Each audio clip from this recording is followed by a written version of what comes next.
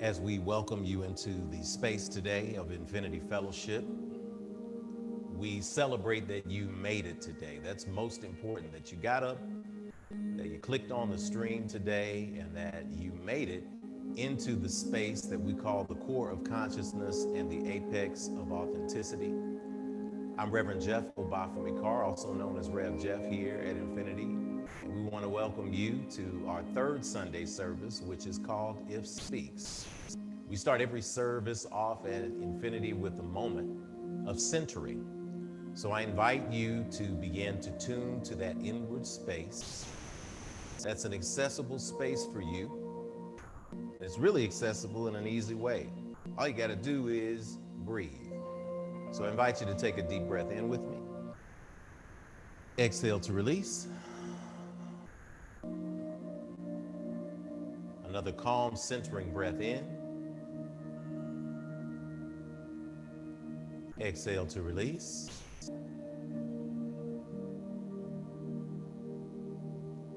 And I invite you to continue to breathe like this as we activate the energy centers in our bodies. The ancients called them the tree of life.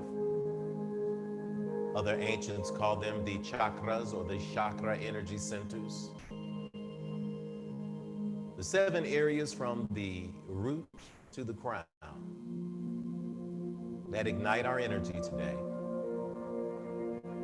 that turn for us energetically, that awaken us in this moment. So as people are joining, as you are starting your watch parties, as you are inviting people to share this link for this awesome service that we have scheduled today, we invite you just to not think about the future or the past, but to simply be in the right now with the breath.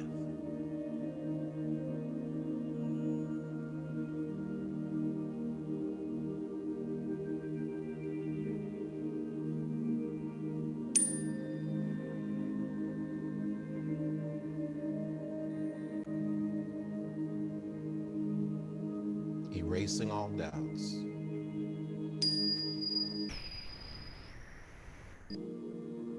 Releasing anxiety.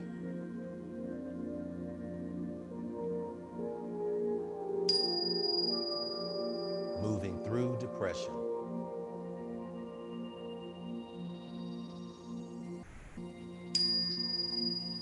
Embracing the love of the heart space.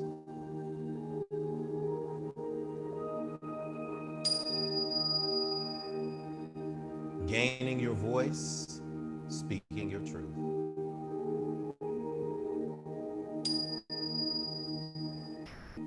Opening your vision to new possibilities.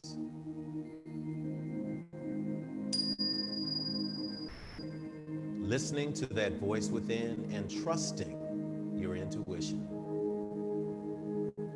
All these things absorbed through the breath. Reminding us that we are here and that we are conscious and we are alive in this moment of gratitude.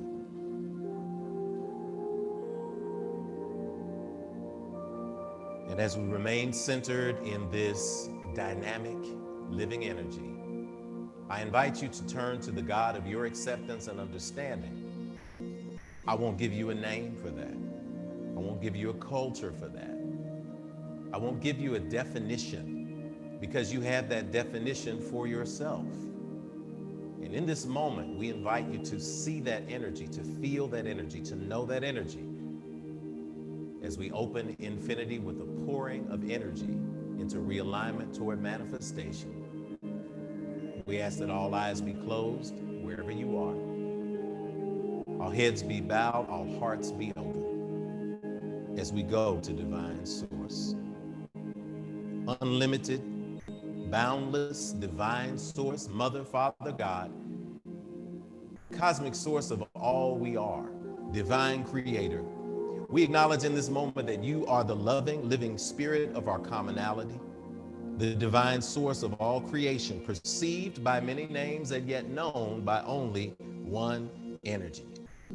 And so today we invoke you with gratitude. We start Infinity off today with gratitude. We're so thankful for you in our lives today. We thank you for your presence today. We thank you for the blessing of technology today to amplify our infinite stream today. For the new people who have tuned in to get the knowledge and the wisdom and the upliftment that infinity brings, we speak a special covering over them.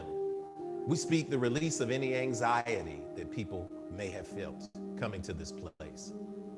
We speak the release of any nervous energy in the world today, in this space. We speak the release of any doubtfulness, because people are exactly where they needed to be when they needed to be here. Thank you for all of the new voices who have discovered this space today, who felt left out in other spaces. Welcome to this home space. We speak a special blessing on the families here at Infinity Represented. We speak a special covering over Sister Yamaya and the Harris family as she is now officially a college student and moved into the dormitory. We speak that she has ease and safety as she moves into her new life. To Sister Carmen, who has moved into her pre-living conditions in New York City, we speak that your view of the Hudson River is continually amplified and that you understand that we're still in the small town here loving on you from afar. We speak open paths and open doors for you there. We speak power to Brother Dre as he registers for college and drops his mixtape at the same time. Go ahead with your bad self. We know that acknowledgement is there. We speak love and energy for Brother Joshua, who mounted our speakers over this week and is registering this week for college himself. Sister Layla, all of the people who have contributed in this space to our youth. We speak amplification of your purpose. We thank you for Sister Kanitha today. Sister Kanitha, who underwent wisdom tooth surgery and is still here on the wall with us today. We speak that her vocal cords will be healed, and that her jaw will gain the motion that it needs to utter those energies toward you. We give thanks for that. We thank you for Sister Theta Murphy, who is undergoing her surgery tomorrow for breast cancer. We speak the removal of any residuals that's there and the amplification of powerful healing to her and the work that she's doing in the community. Still got a long way to go. We speak that as I was on the mat this morning and doing my practice, I recognized that there were some things I couldn't do on my left side and some things I couldn't do on my right side, but it recognized and remembered that even when I was in a pose, the key to yoga is the pose begins the moment you want to get out of it. So for those who came today and they're ready to get out of it, that's when the struggle begins. That's when the growth takes place. So we give thanks in this moment. Thank you for the gift of technology, for the gift of connecting online with my brother. We speak smooth flow. We speak connection to whole new people who are out there. For these things and for other things we cannot put into words, we simply say, thank you. We appreciate you. We lift up everyone here who is on the wall. Sister Alicia, who's here working our tech. Brother Tony, who's here bringing the music. For all of those who are sending good energy in this space, we say, Amen, Amen, Hotep, Shalom, Namaste, Ashe. As we pour our water today, you know, with Infinity, we open with the connection to the highest source, the all in all. Next, the connection with our ancestors upon whose shoulders we stand. So we invite you, as always, family, every Sunday, to type the names of those ancestors you want to remember into the box. We got about a 35-second delay between live and what appears on Facebook, so get your ancestors in where they fit in. We know that they're in the cosmos because absence in the physical body is presence in the divine cosmos, but we also want to see them. So on Facebook Live, which is where our comments are taking place, type your people as they pop into your head. That means that they want to be remembered in that space. So I invite you to pause with me as we pour our libations. We pour water because water represents the living. We pour it into the earth because it's what happens to these earth suits when we're no longer breathing in. We recognize that that connection is there and that connection is real. So I greet you in the name of the known and unknown ancestors upon whose shoulders we humbly and confidently stand. recognizing that we are made in the image and likeness of the very substance of all that was, is, and ever shall be. Therefore, we carry the awesome responsibility to infect, effect, and affect the change we want to see in this world. For those who have gone before, as we invite our people into this space, for those who came into the consciousness and your consciousness by virtue of their blood, for those who came into your life who walked you through some mud, we recognize the ancestors by the calling of your names and the typing of your names in the comment box today. And as we pour this water, we recognize that we speak that someone here on this stream will do something so powerful and profound that generations after you will call your name as well. We send this special libation to the family of Brother Julian Lewis in Georgia, who was murdered by a state trooper recently. We know that we are moving toward a society where this is going to end because we're going to be a part of ending this. To his family, to his community there, know that justice will still be served because we commit, as Ella Baker said, we who believe who freedom cannot rest. We who believe in freedom will not rest until it comes.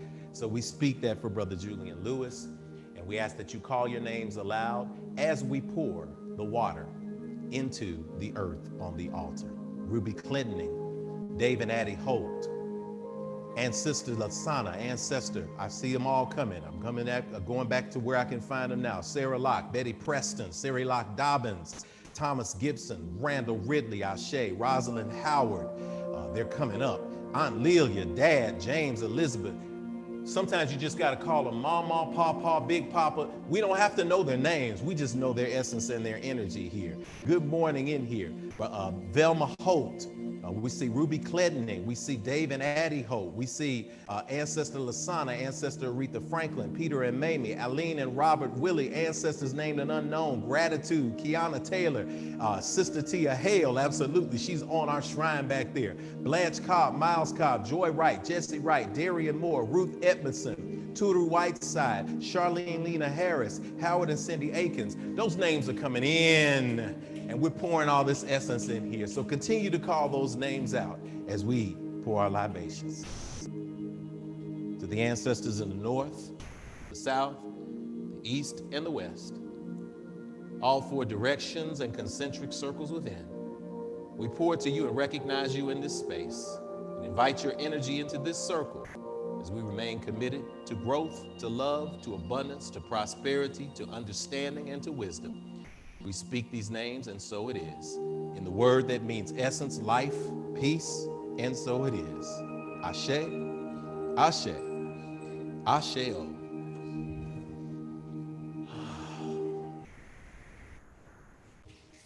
Good morning, Infinity. I got just a few people here, so I got to say good morning, Infinity. Are you excited to be here? We got some safe distance love in the house. I hope you're excited to be here at home. I see people on the streams. We know we're on 2 different streams. We're on YouTube today, and we're on Facebook Live today. So all of this energy, all this love is going out. So you can open a tab. If you're new to Infinity, visit us on the website. We'll give it to you. But this is the time when we say good morning to you. So we do that with a quick little song. I want you to do something. I'm going to dare you as we sing through this song to type one thing that you are grateful for today.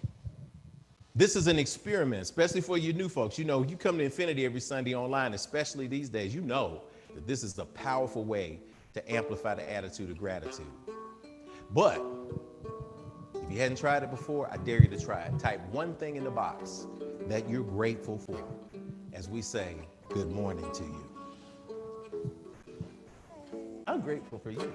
I'm grateful for myself. Good morning to you. A good morning to you. A good morning to you. Good morning to you. You sound good. A da da da da da da da da da. A da da da da da da da da. A da da.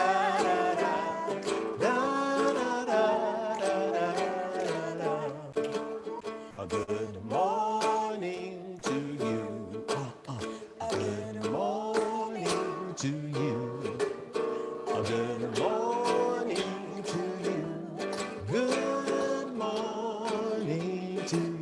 I'm gonna kick it off. I am grateful for all of the birthday love I got last week. Thank y'all. Y'all shocked me. Kanitha, y'all, piece of people blew up my Cash App and called me and texted me and said congratulations on 5 and 3. Brother Charles, Sister Toya. 5 and 3, 53. 5 and 8, 3 is 8 infinity years. So I'm living in my infinity year. I'm happy and I'm excited and I'm grateful to be here for that today. Sister Nikita is grateful for the growth that is taking place in 2020. Go ahead with your bad self. Sister Rihanna is grateful for creative ideas coming to her and taking action on them. Go ahead with the action. Ideas are great, but unless you put them into action, there's nothing behind it. So we're gonna give great thanks for that. Grateful for the creative ideas. Sister Keita says the growth that is taking place. Brother Paul Wall, grateful for hearing. Y'all don't know about hearing. See, it's a little simple stuff. Y'all don't know until you lose it. So everything that's coming in, this is a good morning to you. Generate the attitude of gratitude. I'm grateful for Sister Kanitha because, like I said, on Wednesday, she had them wisdom teeth pulled. I had the wisdom teeth pulled. She had the And I wisdom. got to talk like this. She couldn't talk like this, baby. but she's singing today and she's talking like this. But seriously, y'all don't know. That's some soldier up action. And I just want to say that I'm grateful for you as a leader, co-founder, all of that, and just as a human being for always thinking about how you can amplify things for other people, even when you're hurting.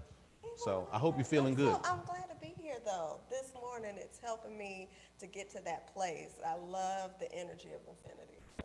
I love it. And thank you for holding it down. We're going to hold it down. We're going to do it. We're going to do that. We got Sister Toya here. We're thankful for you, too. Let's see what else we got. Grateful for Sunday mornings. Grateful to Sister Denise for the amazing moment that is happening today with This Speaks with the Carr brothers. I'm grateful, too. Y'all, in just a few minutes, we get an opportunity to have a great conversation for our morning message, and I'm looking forward to it. Sister Michaela, grateful for her first day on her new job. Professor Michaela, we saw the pictures this week. We saw Afro-American Studies. We saw the office. We saw the outdoor plaza. We saw the beach. Must be nice, huh? How about that? Professor in California, brand new class starting tomorrow, Dr. Michaela Bethune. Carmen is grateful for a safe flight and safe travel within the NYC. We're grateful for your Sister Carmen. She was singing last week. Y'all can watch the replay. Sister Trezana, grateful for life. Sister Dolly is so grateful for love and life. Sister Jocelyn, grateful for Sunday mornings and a break from work. Yes, we love it. We love it. Sister Ellie Faye is grateful for love, life, and authority. I love it. I love it. I love it. We got everybody speaking. We got Sister Tammy saying she's getting up this morning. How about that? What happens when you just become grateful for getting up this morning? I know you feel it. I feel it too. We love it. So this is what we're in. This is where we are. And I'm grateful today to have Brother Tony Insignaris back. He's going to get us into a little bit of the flow. So as he comes up, he's going to share a little something. I want you to get hype at home. That's how we open up on Infinity. I know y'all are like, man, what kind of space is this? This is the space that you always dreamed of. It's home. So Brother Tony, I'm grateful for you. Come on up here. Let us know what you got, brother.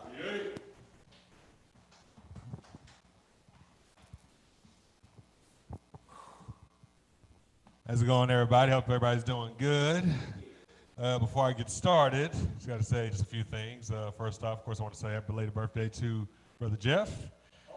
Yep, and also happy belated birthday to, of course, Nipsey Hussle. Yes. And oddly enough, Jeff is wearing blue, if you get my drift. No affiliation.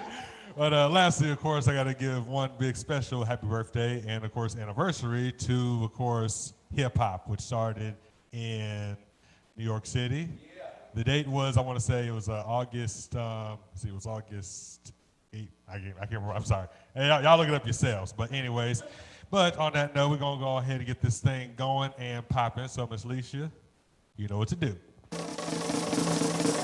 it's okay to stand up. It's okay to turn your living room into a little dance space.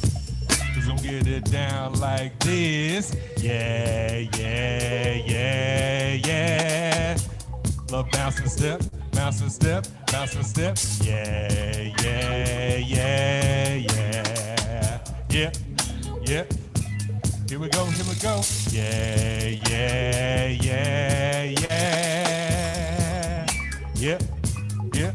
Like that. Yeah, yeah, yeah, yeah. Here we go. Take you on a journey. On this funky ride. This is one of those songs, just want to just go with the flow on this one. So we're going to do it like this. Check this out. We gonna be alright. We gonna be alright. We gonna be alright. We gonna be alright. Do you hear me? Do you feel me? We gonna be alright. We gonna be alright.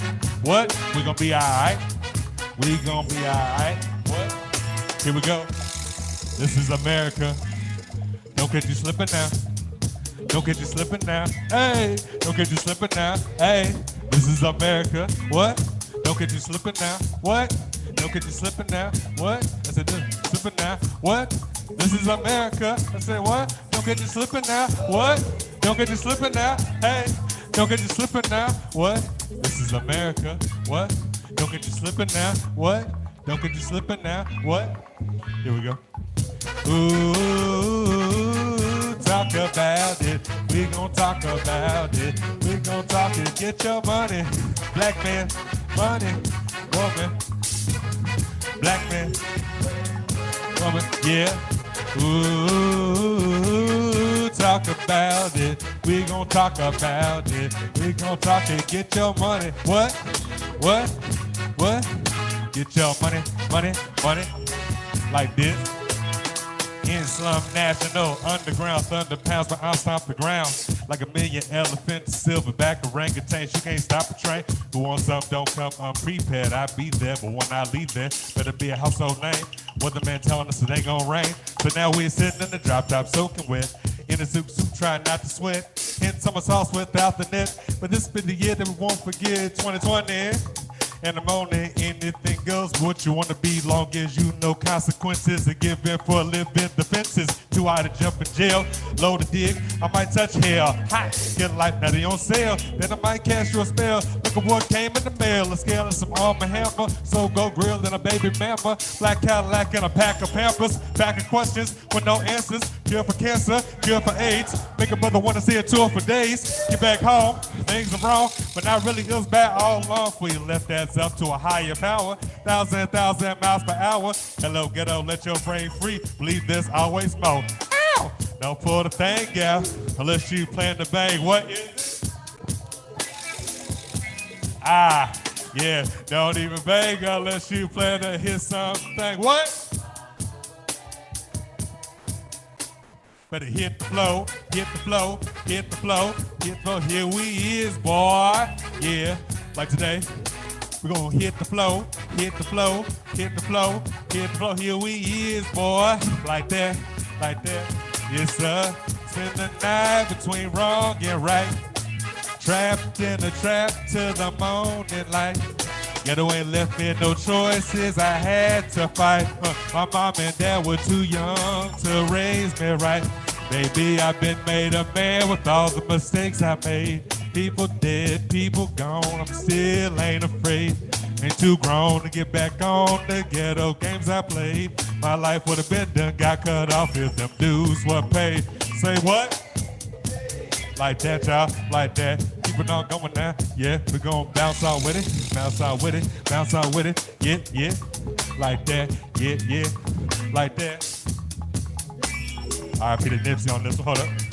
Oh no, those traces on shit. Everything a man rock a microphone like that there, boy, and would still stay street. Big things happen every time I meet, like a track team, crack me down the geek.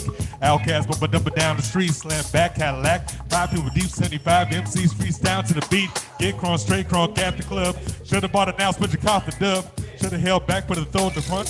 Posted your girl, but you packed the lunch. No G to the U to the D for you. Got a song on the way by the name of Bamboo. Got a little baby girl, 4 years Jordan. Never turn back from a kids with them. Should've hit it, quit it, rag top. Before you re-up, get a laptop. Get business for yourself, boy, set some goals. Make a fat dump out of dusty coals. Record number 4, but we on the road. Hold up, slow up, stop, control. Like an airplane, they say, on you. Moving like floor, come straight to Florida. Like how you want to say, block your quarters. Phone our bell, cause whippers in order. Like a 3-piece fish. The girl took a bell, then I hit the border. Pity pat rappers trying to get the 5. A microphone fiend trying to stay alive. When they come to Nashville, but you better not hide, cause you know that we gon' ride. Don't pull the thing, yeah, unless you plan to bang. Here we go. Yeah. Girls hit the hallelujahs. Girls hit the hallelujahs. Girls hit the hallelujahs. Cause Uptown Funk gon' give it to you. To the Uptown Funk gon' give it to you. To the Uptown Funk gon' give it to you. Sunday morning in the spot. Don't believe me, just watch. I said, ready or not, here we come. Get in now. All is what is going. One nation under a groove. I get on the good foot, a good guard. For the funk of it, what? One nation, we're on the move. Nothing can stop us now. What? Clap it up. Beat don't fail me now. What? Clap it on. What you all are looking for? I said, beat don't fail me now. What? The whole funk. Nothing but the funk. Yeah. Represent, gotta represent what? Mask on, mask off like today, mask on. Mask on like today, mask on. What? Mask off like today, mask on. What? Mask off like today, mask on. Mask off like today, mask on. What? Mask off like today, mask on. What? Mask off like today, mask on. What? Mask off. Tony is ignoring. I ain't got so much. Y'all give him the claps up at home. Brother Tony's spit the rhyme. He's headed back to put the mask back on. That's what we do when we go back out.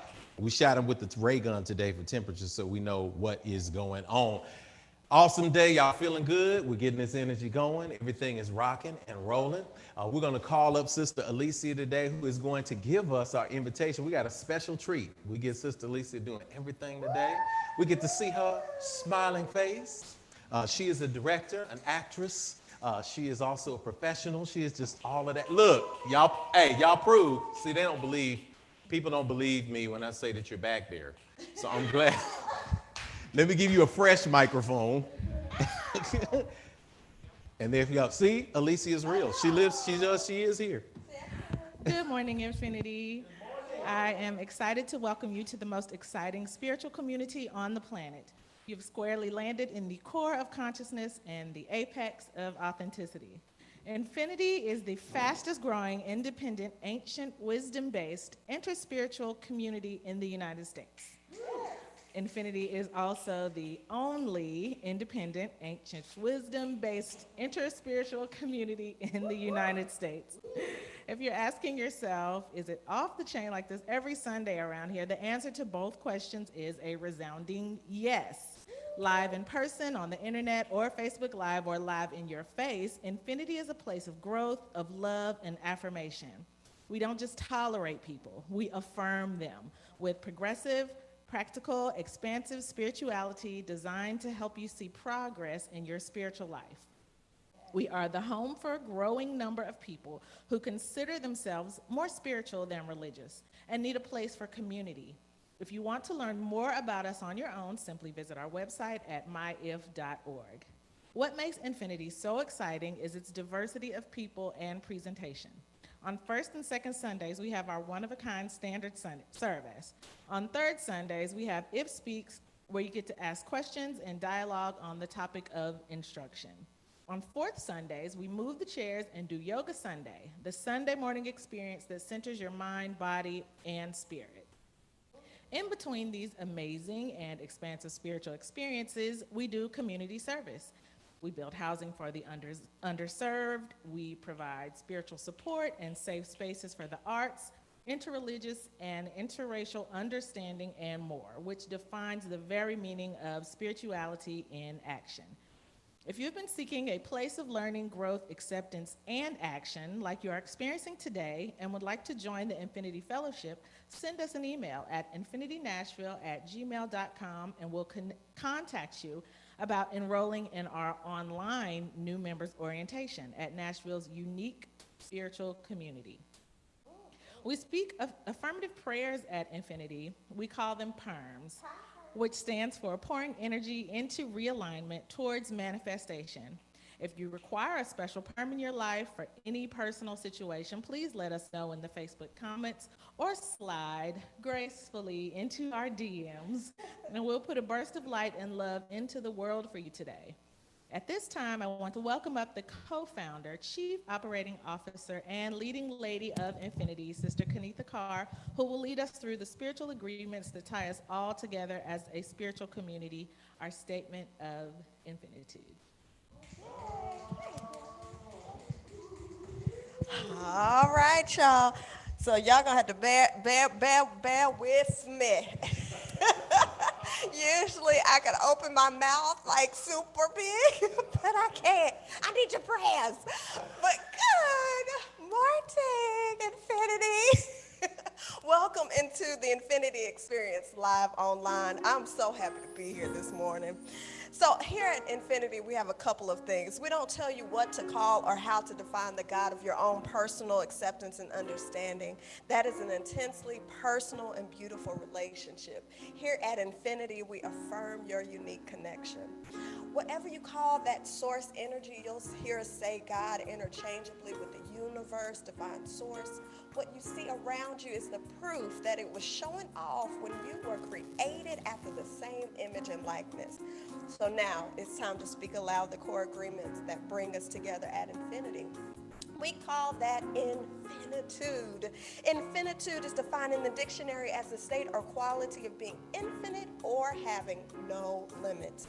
We have a unique mix of faith backgrounds at Infinity, but what centers us is the spirituality we all share in common. For us, infinitude is defined as infinity with an attitude, and that attitude is gratitude. And the snap you just heard is a spiritual practice that gives us life and meaning. Snap is on our website at myif.org and on the screen as well. The S in SNAP is for spirituality that transcends religion and connects you to the God of your own personal understanding. The N in SNAP is for nurturing of ourselves and others, mind, body, and spirit. The A is for action because we take action on our callings and walk in our divine purpose every day.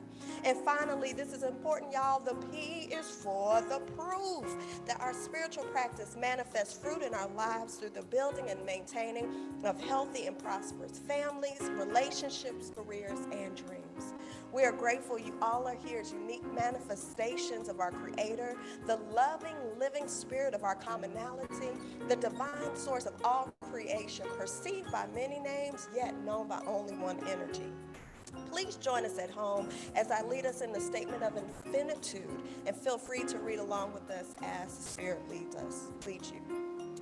We agree that we are beings of pure, eternal spirit, birthed from the creative potential of the universe, with all the powers of the Creator inherent within us. We embrace the innate goodness of humankind and an abundant creation that provides for us through the seeds that we plant in our everyday lives. We acknowledge that who we are is housed in a temporary biological organism, and as such, it is our responsibility to take care of it because it will only last for a precious window of time. As we nurture ourselves spiritually, mentally, emotionally, and physically, we commit to provide like acts of nurturing for our fellow brothers and sisters of the world we live in, embracing all regardless of religious faith, skin color, ethnicity, gender, sexual orientation, or socioeconomic background. All are truly welcome at Infinity. We agree and accept that various religions exist as a unique opportunity for humanity to get to know one another through meaningful conversations that seek to explore the core concepts we share in common. It is the application of ancient wisdom, scientific discovery, and spiritual practices, both physical and metaphysical, that will lead us closer together as as a human family.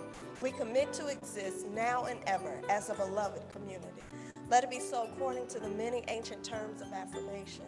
Amen, Amin, Hotep, Shalom, Namaste, Ashe.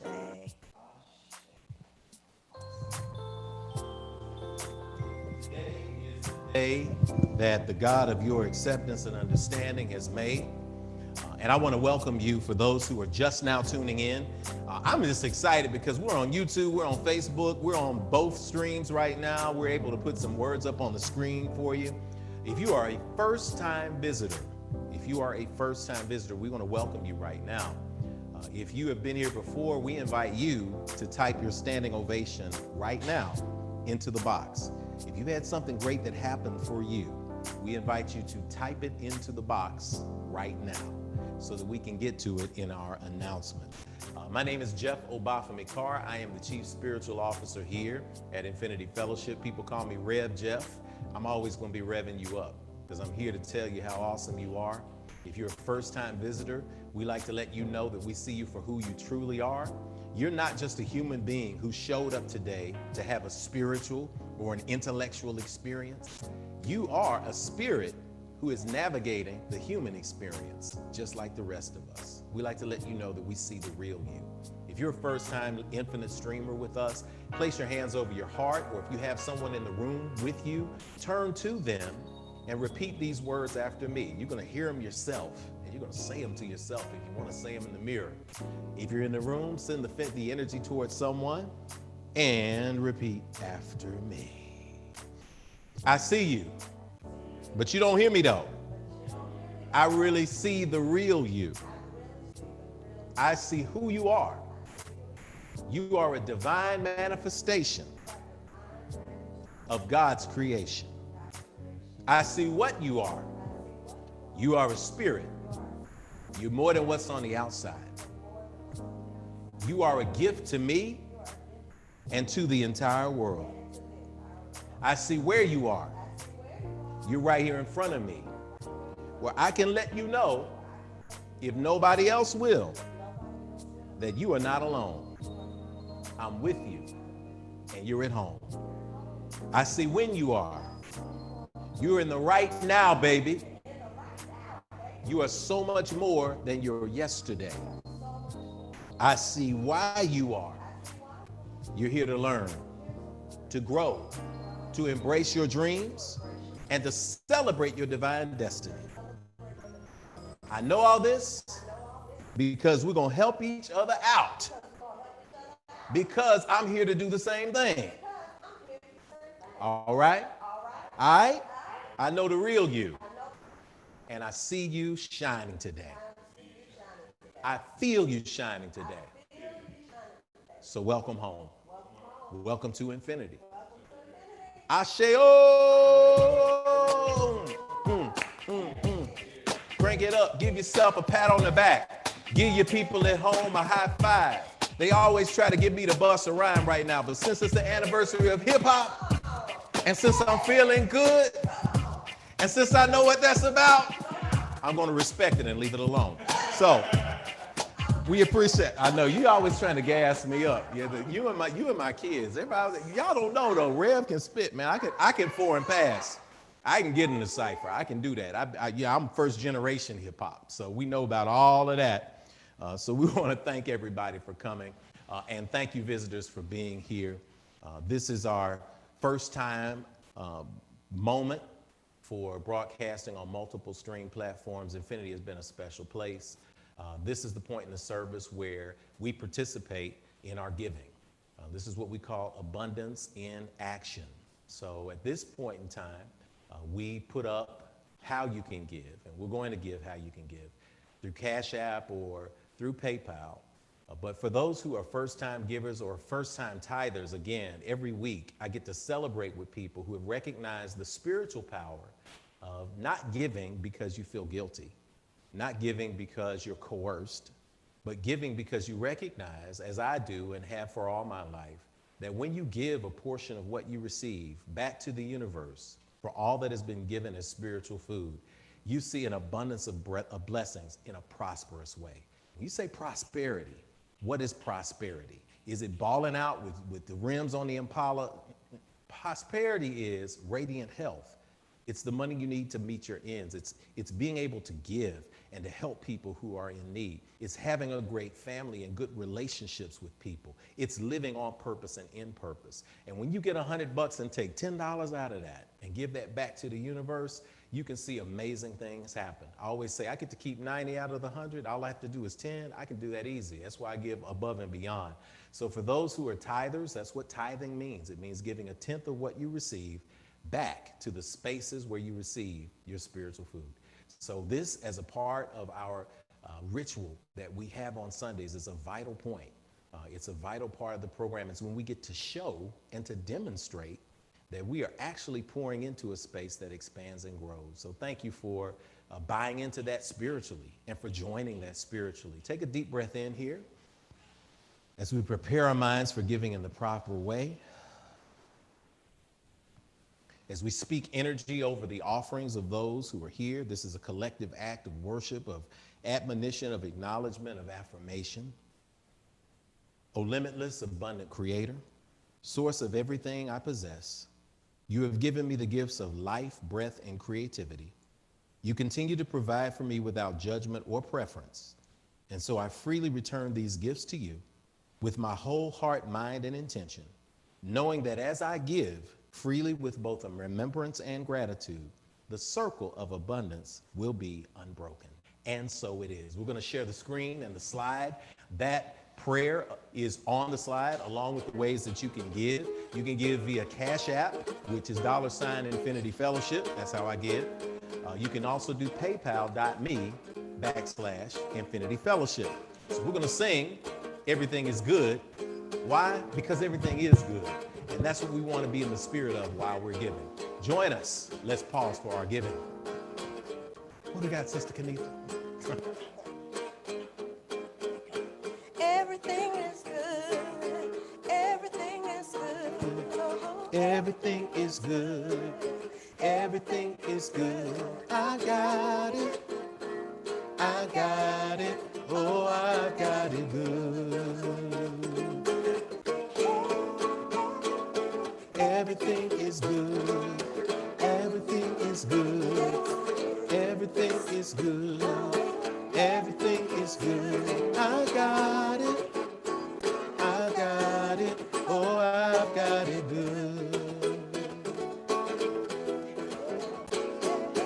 Everything is good. Everything is good. Everything is good. Everything is good. I got it. I got it. Oh, I've got it good. Everything is good. Everything is good. Everything is good. Everything is good. I got it. I got it. Oh, I got it good. come on, Everything is good. tell yourself. Everything is good. Yes, it is. Everything is good. Everything is good. I got it. I got it. Oh, I got it good. I got it. I got it. Oh, I got it good. So you used to have a Reggie here. I'm like, I got it. I got it. Hey, I got it. Oh, I got it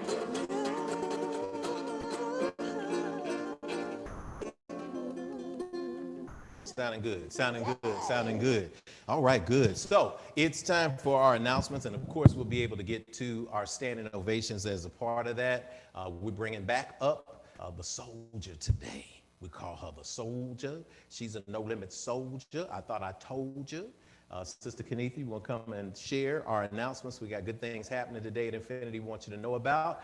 Then after our announcements, we warm up the song, sing one of our old school spaces as we do on third Sunday, and then we're into a great conversation. So I'm going to invite you, as we're getting our announcements, as you're writing down the things that are coming up for Infinity, that you also get your pad ready, because I guarantee you, you're going to be wanting to take some notes today.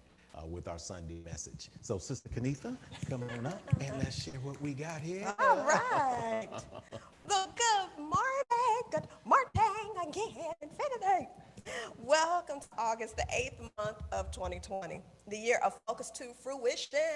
We are amping up our energy with the 2020 vision. Our daily practice for this year is, I've got the power. We speak that you are being safe at home and embracing this opportunity to explore your spirituality on a deeper level than ever before. So here are a couple of things, important reminders that are happening here at Infinity. Infinity parents, remember, next week is Youth Power Zone check-in. We've enjoyed seeing all of our Infinity kids during our check-ins. Parents, check your email for instructions and time slots for each group so that you can join the Zoom conference for your young ones. We're excited to see all of our young people after service in the online Youth Power Zone. I can't wait. I love it because we get a chance to catch up and all that good stuff. Our affirmation call is every Wednesday. Again, our affirmation call is every Wednesday. Join our affirmation call at 12 noon Central Standard Time for 9 minutes of encouragement, empowerment, and energy poured into realignment for manifestation. The number is on our website. We'll also type it in the chat box for you to program into your phone. All right, y'all. Next week is Yoga Sunday. Every fourth Sunday, we're so different because every fourth Sunday we move all the chairs here and participate in a moving meditation message and realignment known globally as Yoga Sunday. Next week, the focus will be the solar plexus chakra. Come on now. So how's your willpower been?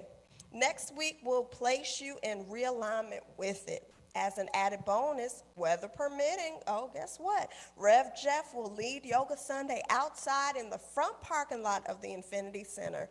In this way, we can safe distance, y'all. So it's going to be outside if weather permits, outside. We can safe distance and get an amazing moving meditation in. Please note that childcare will not be available, so govern yourself accordingly.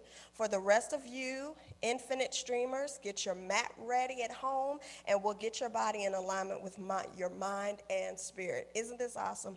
All right, y'all. It's time for standing ovations.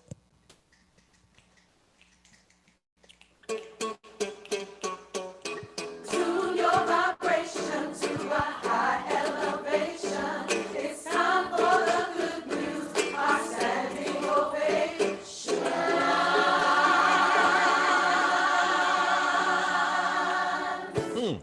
Awesome. Our high energy at IF comes from our practice of snap. It's why we snap our fingers during this part of the service. We receive practical lessons and tools for individual journeys at spirituality. We fellowship with like-minded spirits every week. That's nurturing. We take what we learn and apply it in our lives. That's action. And if we do these, then every week we see examples of our progress in our lives. That's the proof. So let us pause to enjoy a collective moment of manifestation and expansion. We'll call off your names and manifestations as we receive them. And when your name is called, we will snap our fingers to celebrate and affirm them, and then provide a collective standing ovation at the end. So again, this is standing ovations. Quickly put in your standing ovation so we can celebrate you. Yes, all right. All right, so our first standing ovation, we do this every week, and I'm having my coffee out of my Black Panther mug, so y'all don't hate. You just gotta try to find a way to get your own. I found a second one somewhere too. I was like, I gotta get that, because I will wear out my Panther mug. But we also are I'm getting my coffee up because we're gonna act the donk. We give serious standing ovations because we have to learn how to affirm each other. And we have to continue to lift up people, okay? That's what we do here on Sunday. So first standing ovation is Sister Keita Thomas says, Dre launched his music production career by releasing 2 mixtapes Friday. Come on, Dre. Cool the Neptune speakers during the day and headphones at night on most streaming platforms. YouTube Music, we're streaming on YouTube. Find him after the service, and Spotify. He also moves in at MTSU this week. Come on, Genius Dre.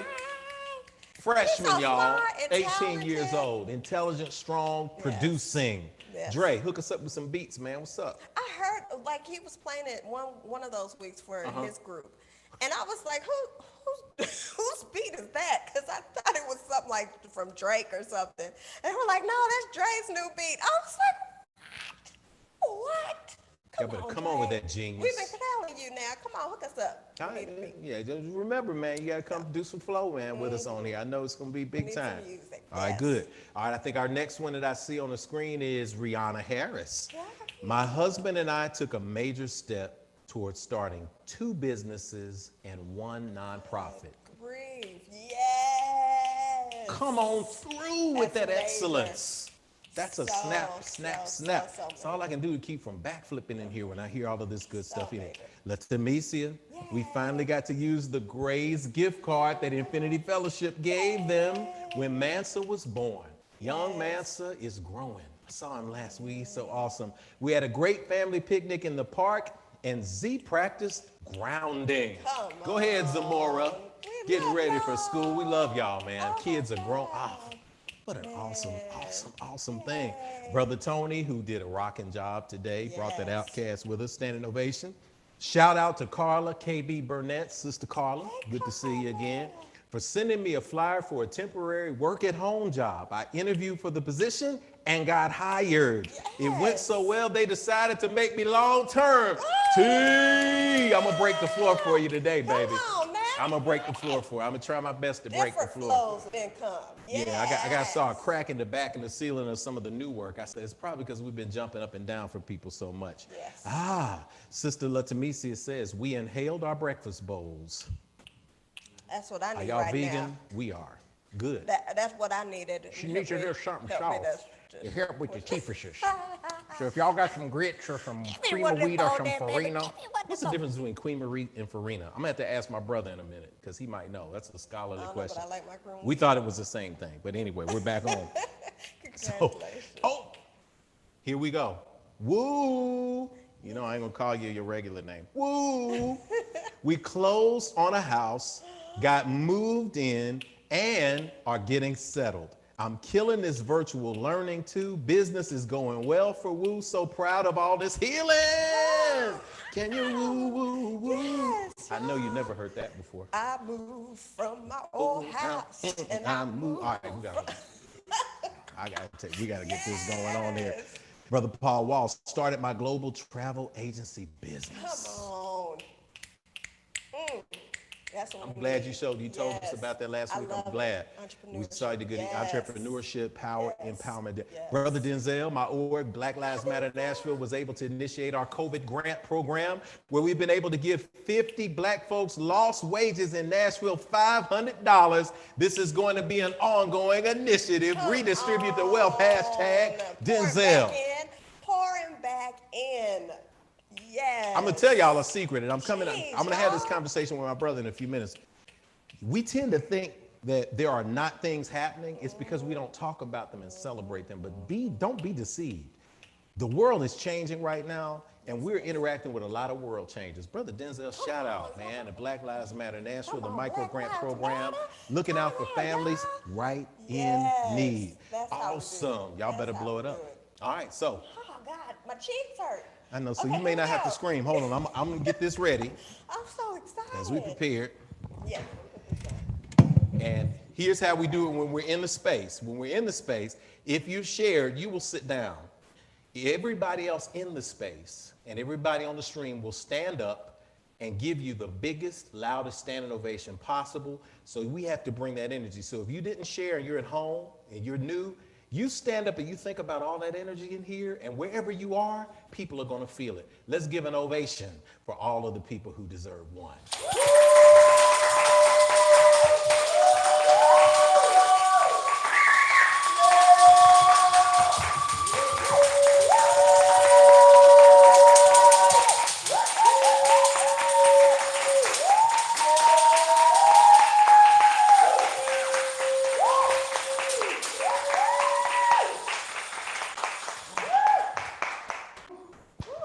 Okay now. Look now, y'all. Woo, Lord, yes. Those are the announcements and ovations for today. So it is spoken, so it is received, and so it is. Ashe. Ashe.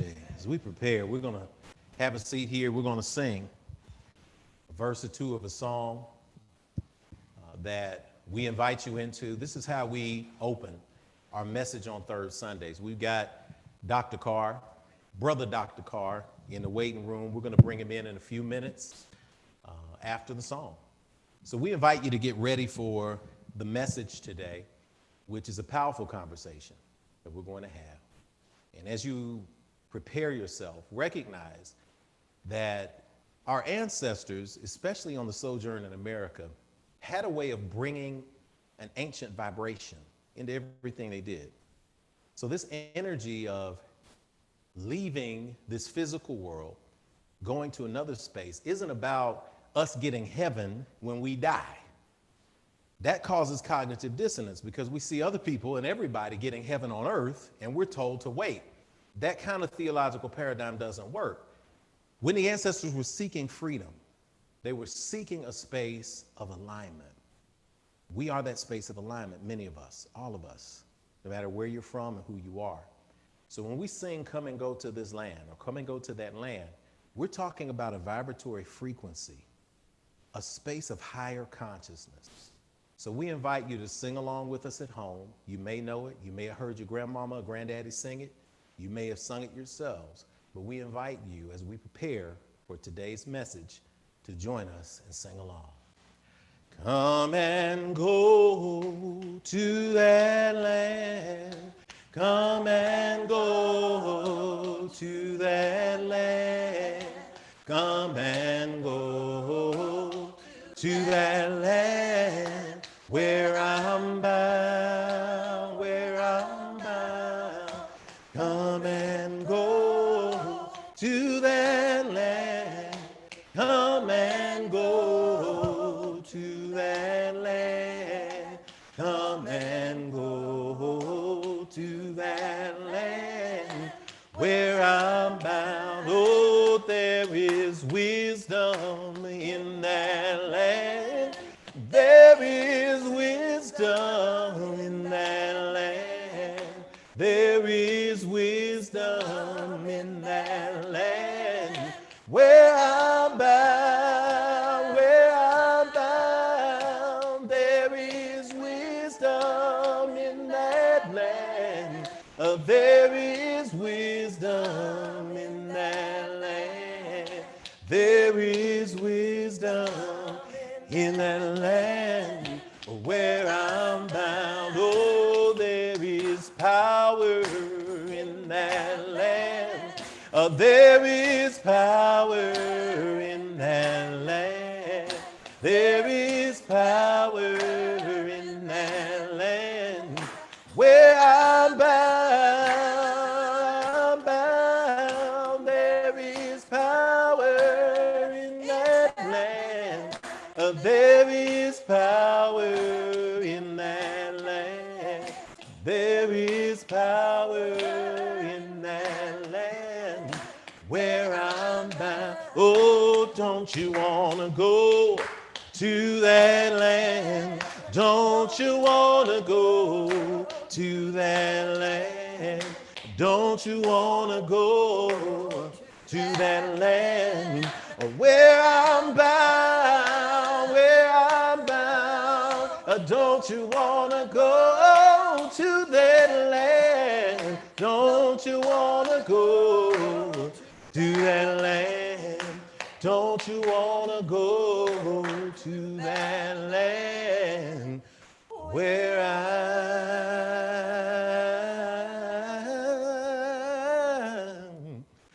bound?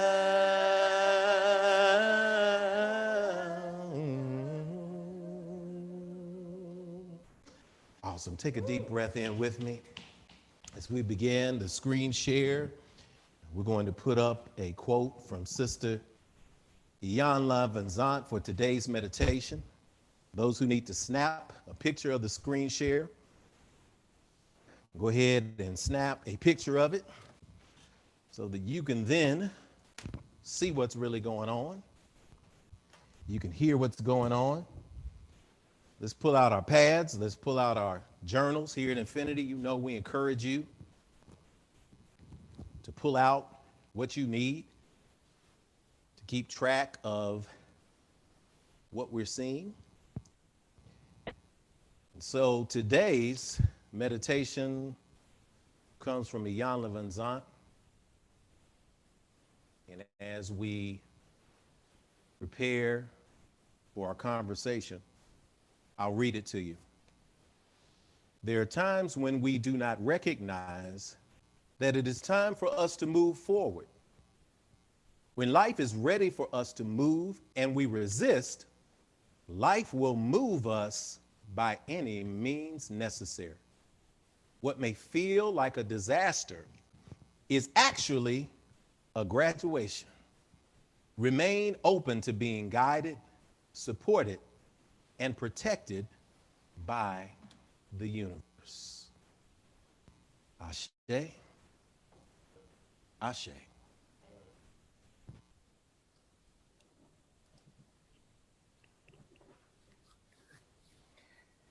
As we are now transitioning into the space of the conversation, I am going to bring into the room, as we say, come on in the room. We are bringing into the room my brother, who, when we talk about how these things work, how this energy is together, I'm bringing in now, and I think you should be able to hear me. Are you clear, Dr. Carr? Can you hear me? Yes, sir, Rev. Can you hear me? Brother, I can hear you loud and clear. Got my big brother on the spot, in the spot, man. It's great to have you. It's great to see you. It's great to be with you in the vibratory space of the room. Now we got it. I don't want to make sure that the first thing I'm going to do is take a screenshot so that people can know and they can have evidence that we're not the same person. No. Well, I started to cuss. Hey man, this is Infinity. Hey, man, you can do that. This is Infinity. We trust me. I have given more than one message where my language was very South Nashville, because it's a space of no judgment, of empowerment, and that's what we're here to do. And I really appreciate you taking the time out to sit down for a few minutes with us and have this conversation. And it's good to see you, man. You look good in there. You got your books? Come on, man. You know, ain't nothing in here but books. Ain't nothing changed. Ain't nothing changed. But man, I'm glad to see you. As your mother would say, I don't know when this has happened. We don't know when this is gonna happen again. When this is gonna happen again. So we get as much as we can right here, right now. That's what we got, and we're gonna continue. Oh man, we're gonna continue to be in that space, man, and just to continue to flow it out, to do that. So we're up and live, man. I think on all platforms we're going. We've got Facebook up and going. So you need no introduction, but I'm gonna give you a little bit of one. Y'all, my elder brother, Dr. Greg Carr, is a double doctor in many ways. He graduated from Tennessee State University, was Student Government Association president in 1986-87, went on to law school to change the world at Ohio State University, stayed there, received a master's degree, decided to become an excellent classroom teacher. He already was an excellent teacher and professor, but continued that, became a Juris Doctorate, got his doctorate in law, of course, became an attorney or a lawyer, didn't decide to practice law, and then pursued his PhD in Afro-American Studies, Afrikana Studies at Temple, and has since become one of the leading voices in Afro-American Studies, Africana Studies, African-American history, global history, just a genius mind. And we have to give props where they're due, because we need minds like Dr. Carr. And so we're going to talk today off the cuff. We did not script anything. Brother Greg, this is one thing that I tell people all the time, and only a few family members and some close friends have ever seen us even be in a dialogue together. We've not had a public dialogue. So this is the first public dialogue of the Carr brothers. So as you are... We're supposed to do that thing with Tennessee State, the alumni this summer, which I was looking forward to that. Me too. That would have been the first time we had a conversation. Well, I guess what's our brothers out there now? Williams out there, Leroy Williams. He trying to do. Yes, Lerotha Williams is trying to do the same thing, and we're going to do something with him. I think he's watching. He's probably watching Dr. Lerotha Williams at TSU. Because there may be some professor. people who are on in this conversation now who may be new to the Infinity Fellowship. And let me pause there to say that you and Kenitha, and listen, I ain't having my wisdom teeth. I'm just got to ride with them till the thing fall off. So much credit. And seriously, my man Joshua. I mean, I miss all my nieces and nephews, but Joshua and Ellington, of course, both came out of high school this spring on screens. So we definitely shot those out. Your nephew getting ready, I think he's gonna go take a gap year. I told him, don't even think about coming up here to this plague infested corner of the world until everything is said. So all the traveling mercies that you mentioned, all the members of Infinity who have traveled, now you got somebody on both coasts, West Coast, East Coast, somebody's moved in. And so I want to say that, but also for people who aren't familiar with this fellowship that you built, brother, this is the most transformative space. And that's, I've known a lot of these cats, man, Wolde Kite, Reverend Mary Carr out there and on the West Coast, who do their worship ceremony and do their work every seventh day. And the folks in Detroit and Atlanta, Shrine of Black Madonna, a lot of those folks. But what Infinity is doing in building on those foundations and expanding them is truly transformative. So if this is your first time in this space, please understand that y'all do this every week, as you said, and those of us who tune in get that blessing, and you do the midweek work and so many other things. And I hope we get to talk about some of that for the people who are new. But I also wanted to mention, since we couldn't do it at Tennessee State, they didn't do the virtual piece. They didn't get the alumni piece together this summer. Those of you who have connections to Tennessee State, which we both came out of, that what you did there in terms of, forcing the state of Tennessee, forcing the people around Tennessee State to transform that campus.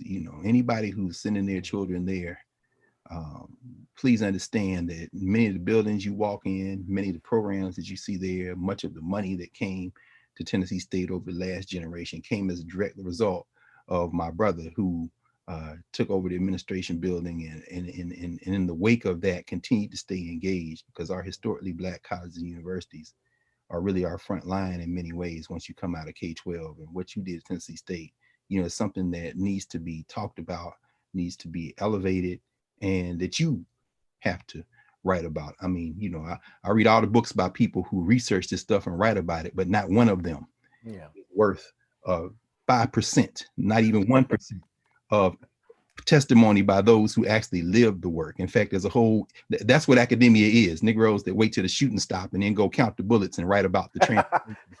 So at any rate, great characterization. I ain't gonna get beautiful characterization. I ain't gonna do that, man, because some of them were babies when it happened, No, you got to do that though. And I appreciate that. And again, man, we're all standing on everybody's shoulders, man. You were a couple years ago. For those with Tennessee State, y'all understand the history here. Yeah, I know we ain't supposed to talk about this, but no, we can't. No, look, man. Everything is all together. We're gonna have a non-dualistic approach to this. Yes, sir. We're not gonna go with the either or. This is all included all in all. So what people don't understand about Tennessee State is the dynamics there. My brother and I, we came from a tradition. Now it's to be noted, not only this is our first public conversation, but we're the only two biological brothers in the history of Tennessee State to both have been SGA presidents. Oh, wow. So, true. Yeah, we're the only ones. So we 86, 87 for Brother Greg and 89, 90 for me. And each of us had this understanding of lineage. Oh, no question. And this may be a segue, but I saw myself standing on, even though you're talking about 2-3 years later, I'm standing on my brother's shoulders who did he marched to the Board of Regents. He stood toe to toe with the governor and demanded that these improvements, that equity take place, that we have a permanent president. I mean, this is the first time I got to Tennessee State where I saw people who look like me walking around, brothers and sisters in suits and dresses and briefcases, and they're saying, look, you got more to your life than just lollygagging with your tongue hanging out, acting silly. So it was transformative for me, but being able to see my brother on a podium, taking people down dissecting them intellectually We- was amazing. It we were was too young to almost, know, brother. We were too young almost to as know. we didn't know. It was slapping Ned Ray McWhirter like, hey man, who are you?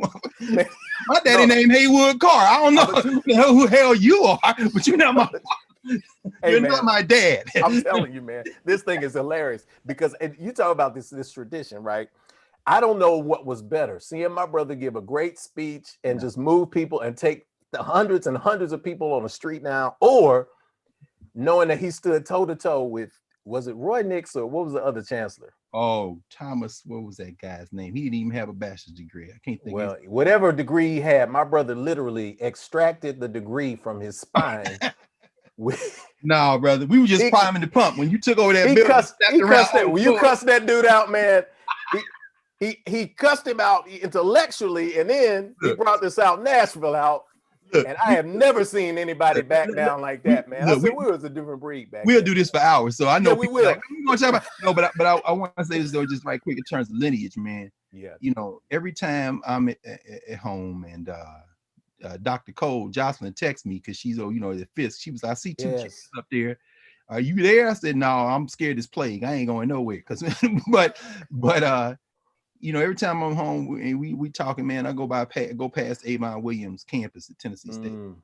Think about the fact that we both and all of us stand in the lineage, and we doing our time and space what those who came before us did. And so, one of the great honors of my life, man, was that last few months that I was at Tennessee State before I went over to South Street Community Center and worked for your brother James Thurlkill over there. That's that first teaching experience. My first job, man. 1987, man. But was cutting the ribbon on the dedication of the new, what they had renamed the Avon Williams Center, because those white boys thought they were going to destroy Tennessee State by building the University of Tennessee downtown, as we know. And Avon Williams, who came through the Z. Alexander Luby sign, and so many plays, so many productions, so many things you convened over at the Luby Center.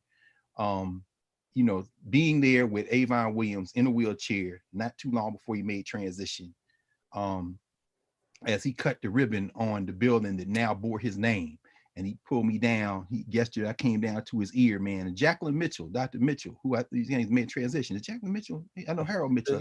Harold make his transition, but I think Jackie's still okay. Good. Because she was a speech therapist. Because with that politics couldn't really be understood, and so she had to translate for him. And I'm saying, Avon Williams, man, that's one of the reasons I went to law school, brother. Yeah.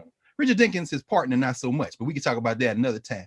But Williams, a little shade there, though. Yeah, y'all had to go research that. It's okay. Yeah, they'll have to. It's fine. But that's coming up right now in these police talks. We'll get to that another day. Really? Oh yeah, we definitely got to talk about that, because Avon Williams, in fact, he was on the cover. I want to say it was New York Times, or is this the most hated man in Nashville? Avon Williams was one of the most fierce intellectuals. Thurgood Marshall. You may have heard Charles Hamilton Houston. But go research Avon Nyanza Williams coming out of East Tennessee, Knoxville College, Negroes. Man, that brother right there is a whole beast. But at any rate, he pulled me, he gestured me down. I heard, then he said something, and then Dr. She said, I normally would hire student body presidents to clerk for me when I was in the state legislature, because Avon Williams eventually became state senator. And he said, I'm too ill to do that now, but I want you to know that I'm proud of y'all at Tennessee State, because you fighting the way that we fought.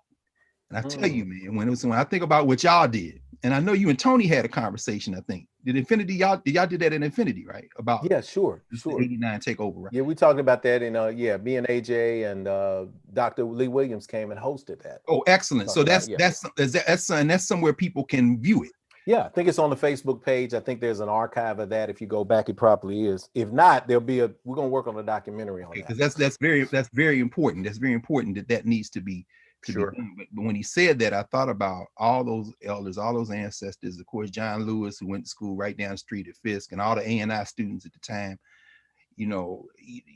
We stand in their lineage, and so even in what we're seeing, young people like Beyonce and others trying to connect to that lineage. That's the only way we're going to have the strength to go forward. So yeah, brother, you got to write that story. You got to make that documentary. You got to tell that story, because right now we're going to get it. Yeah. there's some graduate students at UT Knoxville and Vanderbilt and them probably watering at their mouth to tell the revolutionary story. No, that's okay. Y'all slow y'all roll. Y'all go find. Yeah, trust me. I haven't had a right about conversation. how to be an anti-racist, but leave that work. Leave the work to people who want to tell the story and who are going to tell the story. And it's important, Greg, because you said legacy and where we can go with this and how this ties into the conversation today is very much about legacy, because not only do we look at, I look at 80, 89, 90 as a fulfillment of a promise that happened in 86 that you all were fighting, as a fulfillment of the battles that Georgia Dixon Peak, Gigi Peak Dixon was fighting, Gus Macedo, who may be watching, Gus, shout out to you, all of the lineage. Great Fred Jackson out of Detroit. Fred Jackson, who during MLK weekend, when they had MLK Day, before it was a holiday, stood up as a student SGA president in an assembly of thousands and said, "I'm announcing that class is canceled." And he looked at the university class.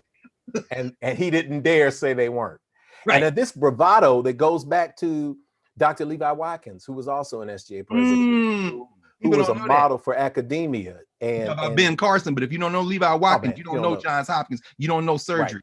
That's exactly right. And his brother Donald down in Alabama fighting that same fight, brother. That's right. So we have all of, so we have this legacy and this lineage and this respect space. And that's something that, as we segue, now let's segue this into this conversation, because now artistically, we have some moments that I look at as an artist, as an artist who's worked in theater and film and every kind of genre that's related, radio, television.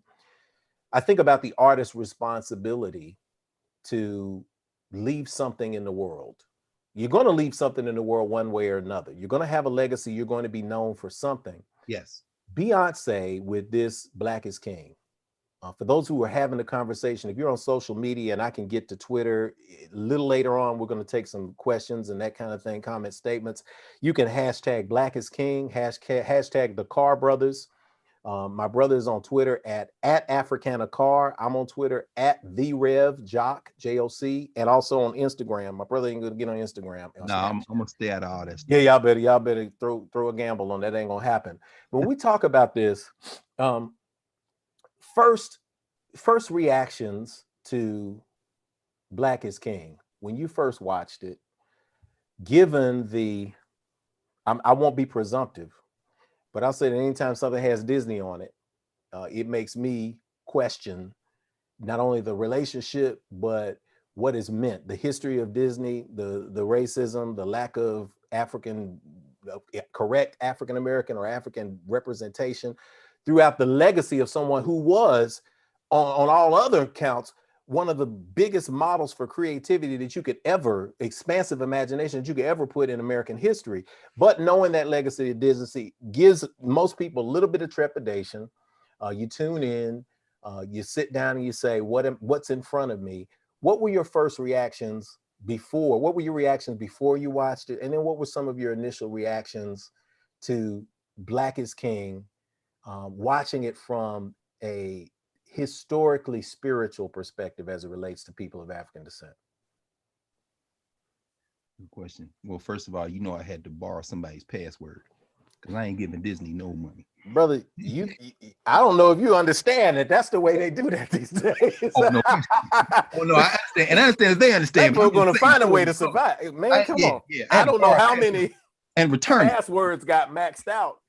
I don't know either, but I ain't trying to find out. I'm saying, but I have a good friend and brother, Dr. Jared Ball at Morgan State University, who is a student of one of our dear brothers, man, who's an elder, James Turner up at Cornell, the great James Turner, who kicked in the door. He's in that generation with our brother, brother Al-Hamid down there, who Al-Hadid, who we were in school is known as Andrew Jackson, Dr. Andrew Jackson, right, who that's right, transformed into Amiri Al-Hadid. Yeah, Amiri Al-Hadid, right. who created Afrikana Studies at Tennessee State University. But one of James Turner's students, Jared Ball, who talks about, he calls it the Vernon philosophy of media consumption. He has a brother named Vernon once told him, say, man, I don't watch none of it. If it came on their platform, it's no good for us. If it came from them corporations, so that's where Jared starts. Now, Jared is in media studies, a brilliant brother. And and has done some very important work in media studies. And my attitude is like Vernon's and his. I see Disney, I know it's propaganda. But of course, the beautiful thing about it is capitalism trumps everything. So if Black Power is selling, they're gonna sell you Black Power as long as they get the money. So shout out to Disney because they recognize the demographic shift. I mean, Africa has 1.25 billion people on the continent. 40% of those people are under 15 years old. They're looking at that number to double by the middle of the 21st century. So Africa is an emerging market, and the African diaspora, of course, is too. Now I say that, and I'm sure we'll talk about this as, you know, I'm not really, as you say, on social media like that, but kind of scrolling through the last couple of days and looking at some of the responses to Black is King that are coming out of continental Africa. And, you know, there's some Africans who are saying, yeah, there are a lot of Africans who are saying, no, we don't like this. They always showing us in leopard skins and stuff. And I'm really fascinated by the lack of connection to genealogy coming out of young people on the continent of Africa or of direct continental African descent when it comes to the symbolism, because it's following that same arc that we've seen in the history of our people. I mean, Ngugi wa Thiong'o writes about that in his book, Something Torn and New. You know, those who were dismembered, those who were taken out of Africa. He says that, you know, the separation of Africa took place in 2 stages. There's the physical separation for our direct ancestors, and you call some of them in the libation, man. You had me here tearing up thinking about that, man. You know, our direct ancestors were taken out, and then, you know, he says the second, and of course that's just one of the natural resources. All the resources were taken. They're coming to get everything. They didn't relocate to Africa. They just took stuff out. Whether it be minerals and, you know, that kind of thing, and including all the intellectual work, because we know ain't no sugarcane plantations, ain't no tobacco fields in Europe. So everybody who knew how to grow all the stuff they end up growing on this side of the ball were either here already, the indigenous people, our blood kin Native American ancestors as well, or the continental Africans who they brought. Europeans didn't bring any of that intellectual work. They went, so we talk about STEM fields. No, they went to Africa for the STEM fields, science, technology, engineering, mathematics. All that stuff came on the boats. And then they built. and the STEAM fields as well, science and arts to that. Because they were singing the whole time. That's right. So in fact, I'm trying every American art form that we consider American basically originated from the polyrhythmic foundations in Africa. That's exactly right. Yeah. I think it would be a more legitimate question to ask, what did Europe contribute to America besides violence? I mean, you know, they brought the boats and the guns, but everything else, it seems almost, and then after everything got here, they then sat down and thought about what they had done and wrote up a constitution to kind of keep the criminal enterprise going. And so it's been going for 200 some years, getting ready to fall apart, but it's come. So anyway, so reading some of this commentary, it's consistent. Disney's looking for a market. Beyonce is looking for an outlet and make some money too. Let's be very clear. Yeah, let's be honest. You know, and the Lion King, which I'm glad to say I've never seen. You know, I don't need to watch the Lion King. I mean, you know, both of us, and again, those ancestors you call, I'm sitting there thinking about, you know, Dewey Cox and McDonald Williams and all those people in it, because you know, who built that theater department, sustaining the tradition of Thomas Edward Pogue. Yes. Whose daughter is here in DC. I got a chance to sit with her actually. And Joan Payne was one of my jegnas, one of my mentors at Howard. She was in the communication department. Her daddy, the Joseph Payne, who was the dean of students at Tennessee State, and was like, you can't go to school here, and sent her to Howard. So imagine when I came here and she was sitting here. But at any rate, you know, the idea then that theatrical outlet allowed a bridge to be built where Beyonce could say, because it's very clear, and you know more about this than I do, and I think about some of my, you know, I'll call them my children, but my child, Shanice Thompson, Dr. Shanice Thompson, who's at Bowie State, who wrote her dissertation on lemonade and other yellow things, talking about Oshun, because she's being initiated now at Ifa. So very close. I mean, so there are a lot of people who, if you are in those traditions, which are continental African traditions that have been remixed in the diaspora, because as Ngugi says, once that physical separation takes place, there's then an attempt to make a cultural and an intellectual separation to separate the Africans of the diaspora from the continent.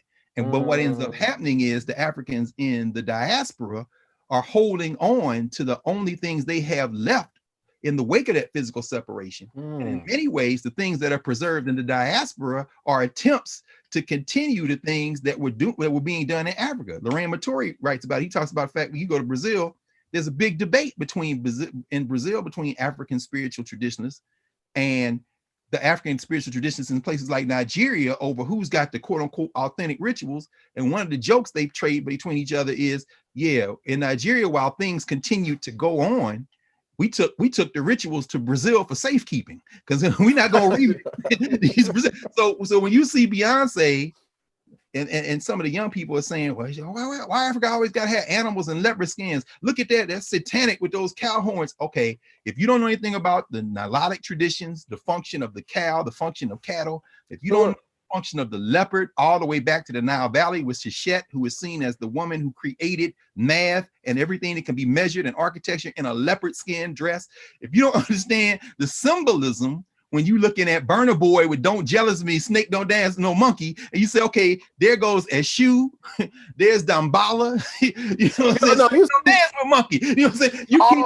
You see can't all of read that, man. You see all of the not only the Orisha energy, and for those, there are people here, it is this bridge space, right? Because one thing we teach in Infinity is this bridge space. You've got the ancient, you've got what was, you've got what is now, you've got this dichotomy. I would almost refer it to what Dr. Du Bois talked about with the souls of Black folks. You have these two warring spaces, right? You've got the Negro, the American, but here we have the African, we have the African American. We can't really separate those things, because if we throw away those experiences that we've had over the last 400 years, we also got to give back the blues. We also got to give back hip hop. We also have to give back everything that is a part that survived the Middle Passage. But we talk about those images in there. I mean, we could do all day just on the images there. The concept of Eshu, the colors in the figure that would be related to Scar, that is in red and black. That is a crossroads color. The hearse itself is red and black. When the young man is going through his transition spaces, it's about choices. We see these, the yellow dress of Oshun, the color of Olokun, the deep fructifying waters of the ocean, in a ritual at the beginning with the baby that started with what one critic said, it reminds you of Christian baptism. It's like, well, brother, you haven't studied history to know that they've been pouring water over children in a baptismal space going back to before Europe even emerged. And that's whether it's in a Kemetic tradition, when you see in the temples the waters of life with the ox being poured over the initiate, or it's the Yoruba or the Ifa tradition of being your head rogated in a river. These are all things that are related, that of course, in the initiated space, you begin to see these things. You see things based on your perspective. As we know, you could probably finish the sentence, because we talk about this a lot, the parental folk wisdom that came through us, which is when you open your mouth, put your brain on display, brother. Come on, that's put your brain. Them cars right there. The car parents right there. The car parents. And they got it from their people. No question. And they got it from their people. This oral history, this oral wisdom has come down. So when you say that you see Satanism, you're saying that your worldview begins with a Western religious paradigm that allows for someone called Satan. When you see the horns and the sun disk, when you understand the concept, you take it further to, I think of an image, man, that's in my mind, and you've been to Egypt, Kim, a lot more than me. You lead a great study tour. We're going to put something together for people watching. Yeah, but you hung over there with the great Yosef Ben Yakin and them cats. Oh, man, Dr. Ben, man. You talk about 24, 25 years old. Yeah, those that know don't tell, those that tell don't know, brother. Come on through, brother. Come on through.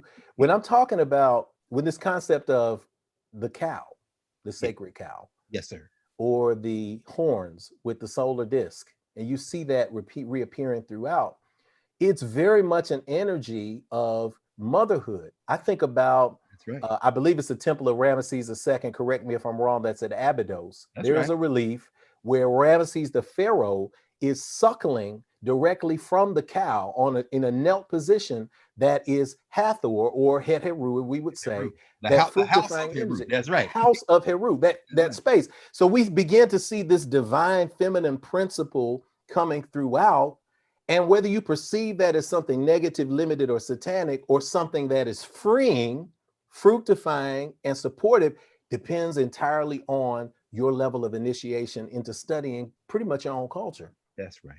So yeah, go back to where you were, because I know you were going somewhere with that. That's a great space. Not going to go, like you said, we could just talk for hours on all the symbolism in there. And but you really put your, as I would expect, you framed it exactly how it has to be framed. You can't come to experiencing Africana, whether it be a video like Black is King or music, or just the daily walk of our people through these Western frameworks, and to attempt to shape those frameworks to make somebody else more comfortable is a noble thing, a human thing, but ultimately it diminishes our humanity. I was reading something this morning, Lucille Clifton, the ancestor Lucille Clifton, and was, she has a poem where she's like, I'm not going to submit my humanity to somebody else to tell me what story of mine they can accept. They'll accept it or they won't accept it. But if I live my life trying to explain, that's why I kind of said it about how to be anti-racist.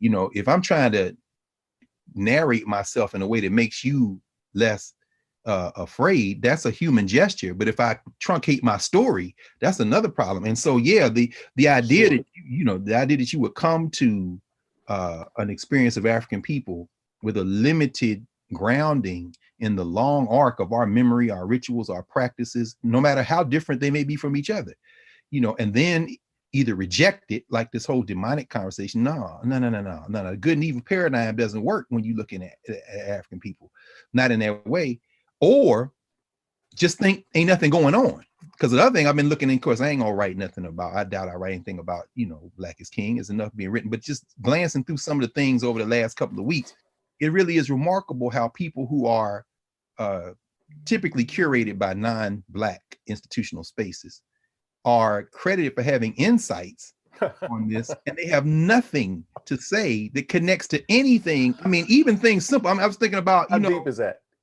brother? I mean, like they might, if they know something about the history of Hollywood, as I know, that scene where Beyonce is diving into the water. I think it's Move Forever is when they come in.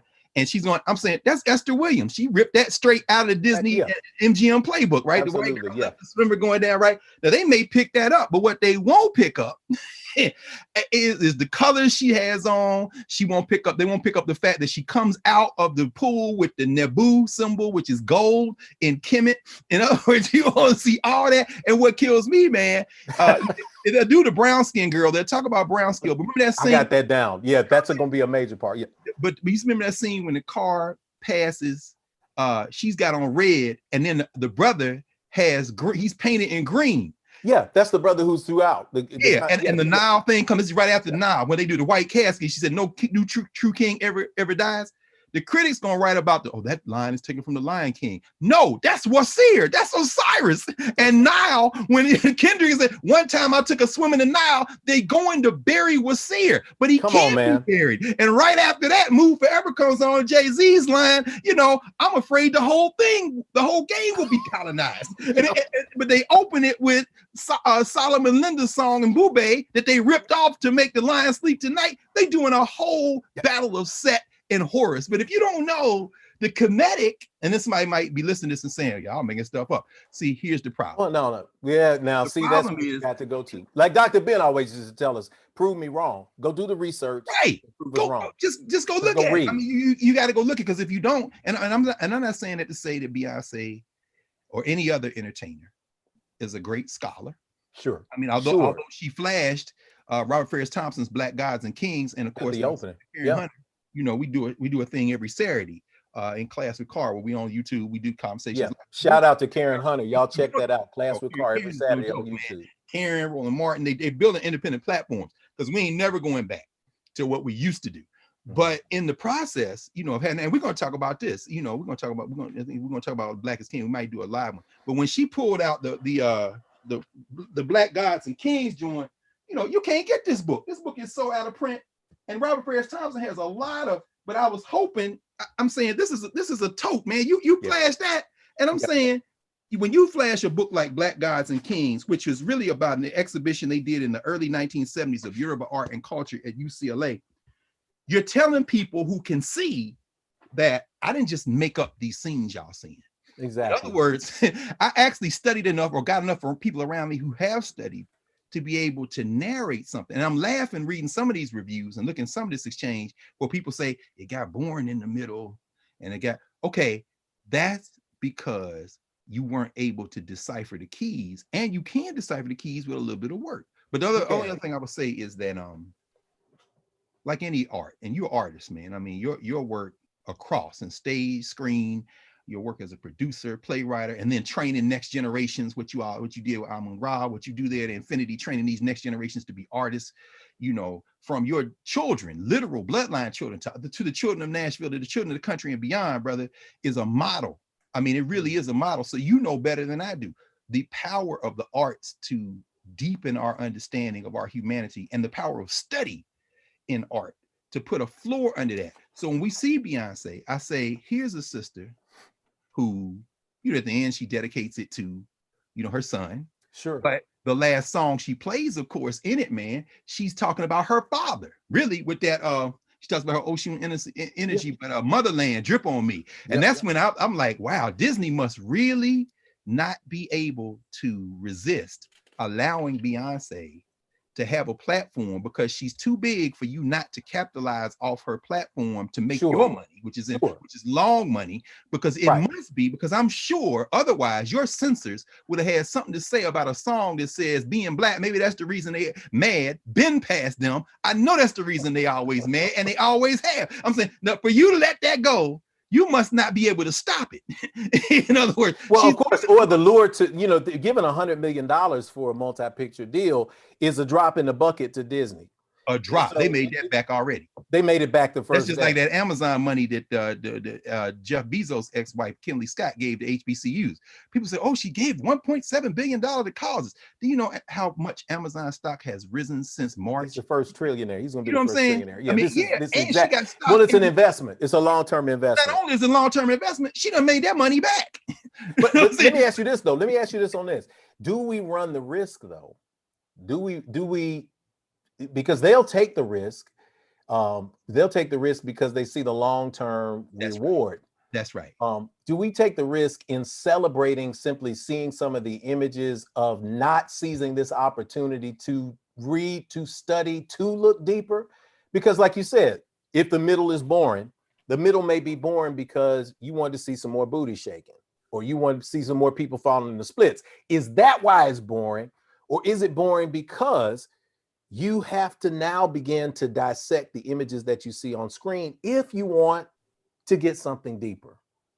Brother, let's very delicately enter this house of mirrors, because there was another video that dropped in the last 3 weeks. I was going to add, I was going to say we could possibly do a WAP discussion, but well, I think only could we have it at we ain't gonna talk about it to discuss it. But the difference between, it was not boring, I'm sure, to most critics. Oh no, of course not. And see, up to me, the difference between WAP and Black is King is the difference between a second grader's report on Black symbolism and a graduate student's dissertation on it. And I'm not saying it, but I'm saying just in terms of distance. Without judgment. This is clearly what Beyonce is doing. Is the sexuality there in Black is King? Absolutely. Sure. But you see how it's curated, even in terms of dress, in terms of style. It's all there. Now in WAP, is the sexuality there? It's what's being used to sew. And you know, and it interested me because I'm watching it, and then I go on Twitter because it's the only thing I'm on, and I'm scrolling through looking at some of the comments, and I'm fascinated by the fact that the Black people are offended because the young billionaire who then made all her money off of basically siphoning Black, what's her name? Jenner, is it? Kylie? You know what? Yeah, people have to tell me who that is because I refuse. Nah, she one of the Kardashians. She's in the video. She comes in, but you don't see her laying and writhing. It's almost like she the damn. No, she's the madam. She's the madam. She's running things. Yeah, I'm saying, but Black people were offended. I'm saying, okay, there's hope. But I'm not really mad. You know what I'm saying? But I'm not really mad at Megan Thee Stallion and Cardi B, because first of all, I already know, you know, we both spent decades now with young people. When you're teaching young people who are teenagers and 20 somethings, they're gonna come back to you 20 years from then, maybe 15, 20 years, and say, I see what you were saying. But in that moment, while the brain is still developing, they're gonna fight you if you say anything, even if they're gonna fight. Yeah, because I mean, you know what I'm saying? the prefrontal cortex hadn't connected. Yeah, hadn't connected. So, so I ain't mad at them. I mean, we were all it's there. natural. We did that. Yeah. In fact, that's probably part of the reason we could bull up on governors and college presidents. We didn't, we needed that at that point. We needed that kind of energy. We needed that carnal brain to be able to have the strength to stand. That's why movements are traditionally led on the front lines by the young people. So it definitely by the young people. Ella Baker called it. They had the courage where we fail. No question. I mean, and she's there watching Stokely, watching Diane Nash, watching Leo Lillard, Kwame Lillard, all them. You gotta have that, So, but at any rate, what I'm about to say is, WAP. I'm looking at WAP, and I'm saying, if we were grounded in our very broad sense of who we are, in terms of who we've been, memory of our rituals, memory of our history, all these things, we could receive this differently. In fact, it wouldn't have been made that way. Because, I mean, you could tell this story better than me. I'm looking at Cardi B.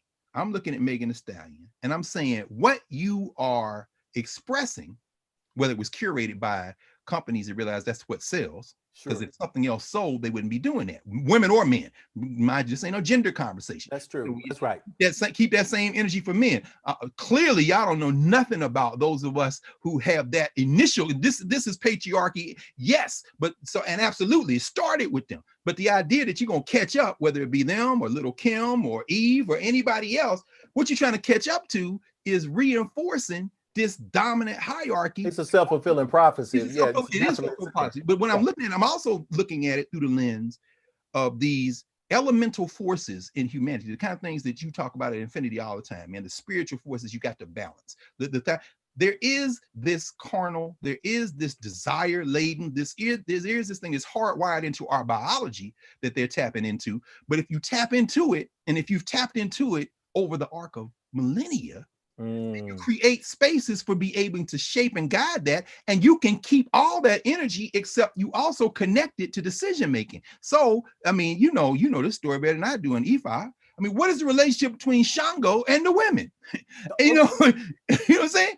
Well, this is why, Greg, this is important, bro. Why we have to have these conversations about balance and where it comes from. Sexuality is a very important part of human existence. It's something that can't. I wouldn't have no nieces and nephews without it. We wouldn't have, man, absolutely. I got 5. I know. That's what I'm saying. I mean, Kanita, that's right. It's an important part of life. It's a necessary, needed part. We wouldn't be here without it unless Catherine Carr had hit Haywood with the thunderbolt. Yeah. Hold on right there. I ain't gonna go. I don't want to think about that. I'm saying. You know what I'm saying? I'm just saying. Conceptually, we were immaculately conceived, brother. All of us were immaculate. Well, you know better than I do. The immaculate conception just means it was done in divine order. It don't mean in divine. That's exactly the people don't understand. Immaculate conception. That's what it means. Immaculate conception has nothing to do with virgin birth. It has something to do with the connection of the God and Goddess force energy inside of each person that makes it immaculate, hence God conception. That's the birth of a new generation. You see, but tell them don't be looking. No, they go back to the Bible and look for sex between Mary and Joseph. We're talking about where the Bible came from. Going back to that temple that you talked about, Ramesses built for his father, Seti I at Abydos. You see in the basement, conception on the wall. So anyway, but that's what I tell people. First, if you want to talk about immaculate conception, you definitely have to go Asar Set in the basement panels there, down the steps at the bottom of the Temple of Seti I at Abydos. You see it. You see Aset descend. I'm teaching a world religions class online in the next few weeks, and that's one of the things that we talk about that. And in Ancient Wisdom Studies and Initiation, we talk about what that Immaculate Conception means. But when you talk about, you filter this in. First off, I'm glad you had a chance to watch WAP for research purposes. That's all it could be, brother. Because I promise you. I'm looking at this. My first reaction was, we're done. Stick a fork in us. Check, please. We have check because we're not gonna, what I mean. Well, I'm around young people. It's always funny. I am too. And I'm around young people. I'm around really young people. I've been around families who, sensuality has its place. But when you see, a 4-year-old drop it when music comes up, roll over in a forward roll into a splits, and then start bouncing that thing up, there's a space where you start saying, without judgment, you start saying this child is getting an image from somewhere, which again, tying it back to Black is King and energy. No, but before you do that, man, talk us a little bit through, because what's that story where it was Oshun that drowned Shango? who he was controlled by his lust. Sure, and he had to die on the tree and be No question. reborn. And this is the concept of this. And we talk but about the idea is that the woman in those stories, some of the Oduifa stories, Oshun is beautiful. I mean, basically, I don't know if she's gone through initiation to do that or not, but for some reason, Beyonce is focusing on Oshun. I don't know if that's on her head, if that's on her thing, but I'm saying Oshun represents in part that sensuality. That whole idea of attraction. And so when Shango is, attracted, but Shango got more than one woman. So now this thing here got to be curved. In other words, so you're not going to come into an Oduifa ritual singing, even though the rhythm is there for you to sing whatever you want to sing. You're not coming in, there's some whores in this house. There's some whores in this house. No, ain't no whores nowhere. There ain't no whores. Right. Pornographia. That word literally means porne, harlots or whores. Graphia, to write, the writing of whores. In other words, pornography is the idea. I'm going to take this woman, I'm going to take this man out of their social context and place them as objects in a narrative that an individual consumes for pleasure only. No, there's a social dimension. So Shango, if you want to have more than one woman, you're going to run into Oshun in a minute and you ain't going to be able to resist her. And she going to come up in here looking like Cardi, looking like Megan. You're going to kind of jump up on her and she going to drown you in that wop, brother. So in other words, what you don't, and people say, well, they're taking back their power. Right? No, yes, but right. What are you taking the power for? To what end? So when we talk about, either you're talking about Neter Neteru in Kemet, or you're talking about the Orisha in the Ifa system. Yes, and a social system. There's always a social system. Yes, that's right.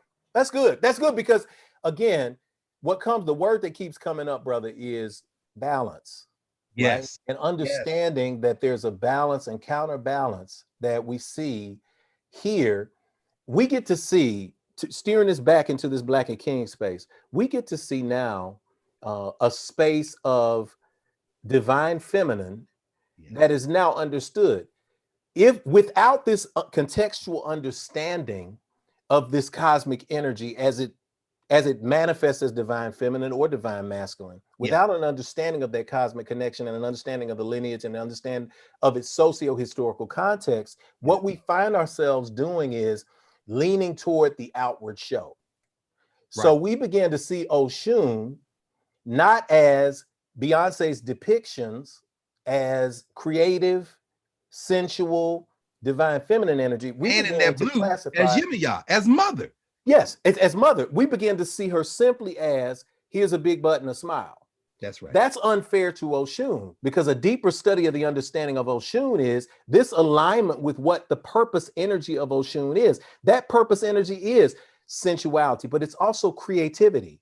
It's also creation. The energy physiologically of Oshun is an energy that creates the child. Then it turns into a space of Yemaya, the salt water, the blue and the white, the blue and the silver, that energy that takes care of that energy, that takes care of that child, that is the nurturing force. But Oshun doesn't try to be Yemaya. Yemaya doesn't try to be Oshun, but all are working together cosmologically in balance.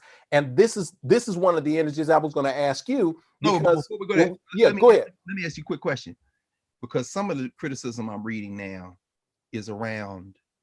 I'm reading just a little bit. I'm not diving deep into this because again, you're talking about people who haven't been informed by study, which goes back to the previous point you were making. It's kind of like reaction stuff. But that's why when I see on Twitter anyway, people say I have thoughts, I kind of scroll past it because I'm like, because you haven't really, it takes time to think, and it takes. Here's what I think, and I hadn't read anything, but and everything after the but, man. And I'm not excluding many of the people who we consider to be cultural critics who are well praised, because when you read some of their stuff, you realize it's not informed by study, because it's just it's putting videos in conversation with previous videos. And so, okay, well then we. But you know what I'm saying. But that haven't been said. I want to ask you this question as it relates specifically what you just said about Yemiya, around Oshun, around this question of balance. Some of the reactions I've been scrolling through a little bit the last week or so are coming from communities that would say that Beyonce's kind of narrative in this project is somehow constraining some of the sexuality some identity kind of that we might associate with LGBTQIA. In other words, they're saying this is too traditional. You can see women and babies and families and things like that. And this whole thing about men, where is that voice in it? And I'm thinking, again, two things. One, through the lens of these Africana spiritual traditions that don't approach gender that way, which actually should be used as tools for people to liberate themselves in many ways, and things that people will resonate and have begun to resonate, I think, in many communities.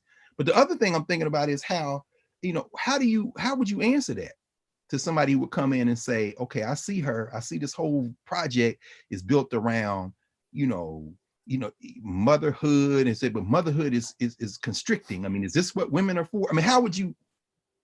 Well, yeah, you know what? I think you got two sides of this, right? I don't want anybody else speaking for me. That's true. I don't personally. I don't want anybody speaking for my experience. So, here at Infinity, as a space that encourages people to be their authentic selves, LGBTQ, Black, Yes. white, Asian, we got everybody here. Exactly. Almost robbed, if I can say this, and I'll be bold enough to say this, almost robbed of a chip that society has imprinted on many people's shoulders. I got 4 words that I ask people who are trying to move toward their divine purpose and contribute something to society. And it's, and so what next? So if you walk into the room, you say, hey man, I'm a brother. I've been a single dad. I'm struggling. Okay, good. Thank you for your story. Now what's next? Is that going to define you? Is that how you want to be defined? Or is there something deeper that is a spirit navigating in a human experience? In a traditional church environment that I've been in, people felt unseen in the LGBTQ community. They felt unseen. So what is the reaction? Well, there's one reaction that is to try to make a change, to show love and expect to be returned, and it doesn't. There's another reaction, and that is to scream, to force, to say, affirm me, to be as big, as bold, as loud as you can be, never really changing the paradigm, but making people uncomfortable and then getting the comfort in the discomfort. I found that when you no longer have a place where people have to wear that as a badge and say, this is who I am. Well, wait a minute. What's next? Now we love you. Great. That's who you are. Great. Come on in. Let's find some ways to create and build. What next? Right. That brings into the conversation another layer. That's absolutely Am right. I more than what is on the outside? If so, how do I get to the essence of who I truly am? Because all of us, no matter what our gender, no matter what our orientation is, we have this concept of the male and feminine principle inside of us. So when I say family, the family is defined by each person who defines it in their own unique way. Everybody's not going to be a parent. Everybody's not going to be right, but I'm not going to be conflicted about it. And it comes down to, again, I think Dr. Sib chimed in, you open your mouth, you put your brains on display. We need to have a show titled that and do that one day. But when you talk about that, what I find is you hear, and minor criticisms, because I have a friend who had an incident where somebody was angry because they didn't feel themselves represented. If Beyonce is not that person, if she's not of that gender or their orientation, then I would pat her on the back for not attempting to represent somebody else. Many of us culturally, artistically, we've become angry and tired of images that we see in Hollywood because we have white writers trying to attempt to detail and explain how Black people act. They have no idea from an inside perspective, but they become experts. So I think that you've been out there. They'll tell you that's not just, I know. I believe me. I've been in a voiceover booth and I'm giving a voiceover. They're like, could you be a little more hip? And I pause. I know what they're saying. You want me to sound like I'm a Negro from the hood? You want to hear? I said, so I just pause. I was like, what do you mean? Right. A little more edgy, a little more Black. Well, I didn't want to say it like that, but that's what you meant, what you perceive again to be Blackness. So not to belabor the point, but I will say that Beyonce is speaking from her experience. We got to allow her to speak from her experience. And when you talk about the cultural connection, there is this generational energy that comes about. This generational energy is what's going to last people. It's long term. It's a foundational space. When there's a procreative space, and it's based on, of course, the Lion King story, but it's also based on the cosmic principles of divine feminine and masculine coming together. When you see the boy shooting out of the stars, Wow. that could just as easily be a girl shooting out of the stars. You know, this energy of, but we don't see the image of young men as much in the current society. So he's shooting from the stars, being recreated from the stars. He enters, and then the next thing you see is her appearing. And I thought this was cool. Yep. Her appearing in green and black. Exactly. And if you understand the concept of green and black, not just as an earthly connection, but to the concept of Ogun, the iron that comes from a meteorite or a kind of hits the earth. You see this concept of strength and power manifested. She's a woman, she's putting this on. So this energy is, we're all in this cosmic mix and we're all headed somewhere. And I think if that's the takeaway that we can have, we can find ourselves. This all comes back around to where we're operating from. One small criticism that I heard, and then we'll push it toward this. If you have a question, y'all, because we are going to go a little bit over 12, but some people somebody asked type about it in. I was kind of We're gonna put it on there, and I'll scroll up, and we'll scroll and get some questions. We'll turn to that in a second. Let me interrupt you. Go ahead. Yeah, no problem at all, man. You're the guest here. You're dropping so many gems, so many jewels here. This is powerful. When we talk about these images that are here, this cosmic energy, this balance energy, this starting point energy, one person was angry because, and this is not a direct quote, but it's an essence quote. How dare a light-skinned person put herself at the center of African womanhood and even begin to sing a song called Brown Skin Girl when she doesn't know the struggle of dark-skinned people? To what extent is colorism holding us back still in this day? You know what I thought, and again, we both, man, we've been doing this work for so long. We've lived our lives in the book, in the text, since we were kids getting comic books. That's why I laugh. You see, you get that Black Panther mug, and I saw they closed the Great Escape down there. I think the statue. I asked for my mug a few minutes ago. I think everybody's so engrossed in the conversation they forgot about me. But if the door opens, they'll be bringing it to me. Bring that mug, right? No, so I'm saying, bring my mug, man. That's what I say. Let me drop that little side hint. But but we've been ensconced in that, man, since we were saving up our grass, cutting money, buying books, which is why this whole Black Panther phenomenon, we kind of chuckle at, man. We've been buying Black Panther comic books since we were children. So, but the book, and then ultimately the text beyond that, anchor, study. And we're in a moment now where it's very difficult. I'm going to get ready to return to the Howard classrooms next week. Having spent literally, I was thinking about this morning, every week since March in some form of virtual classroom, almost none of them connected to universities. Our Philadelphia Freedom Schools, we've been meeting weekly since March all the way up through to now. People all over the country, man. I'm seeing like we on screen 7 days a week. A lot of it's classroom work. And then Karen, of course, has just this in class piece, which is just brilliant. So every weekend, we kind of talking like what we're doing, kind of spontaneous.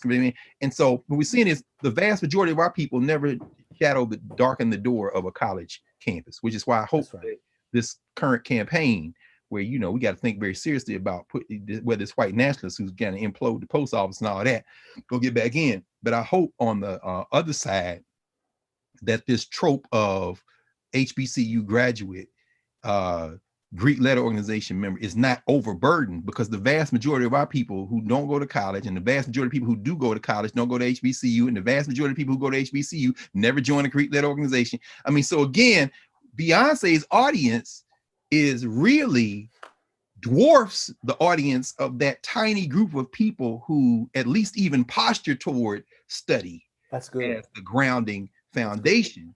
And in that group, I'm not even talking about people who do it, because frankly, we both know this, HBCU, HWCU, reading and writing as a central practice, even in formal learning environments, is a trope. It's a gesture.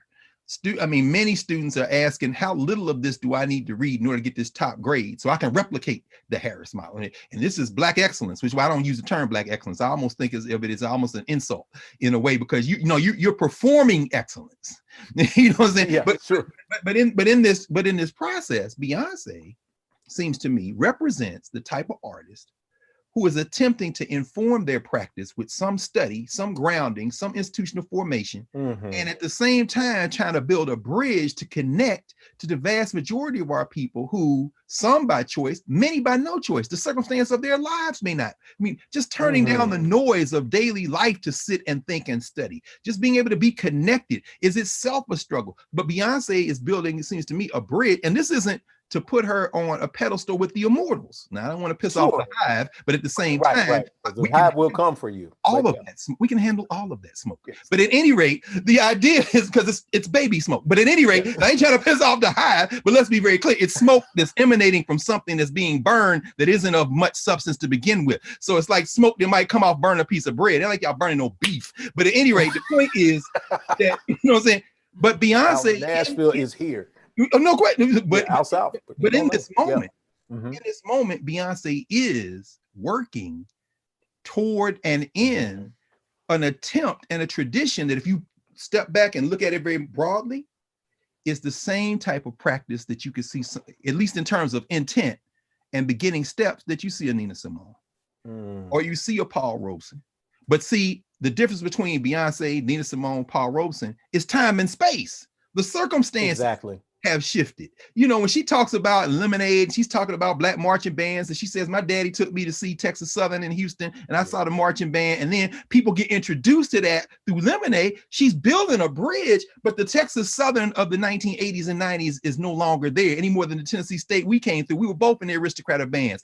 I mean, we both got a chance to meet the great Frank Greer, who was writing those arrangements in the 50s and 60s, man. I mean, when you had to know your horn from the inside out, and we got to march in that band, but that band is different even than the band that my man Nick Cannon immortalized in Drumline. That band is different than the one that's going to take the field next fall. I mean, but because time and space changes. So I'm saying all that to say that when you ask that first question, what is the role and responsibility of the artist?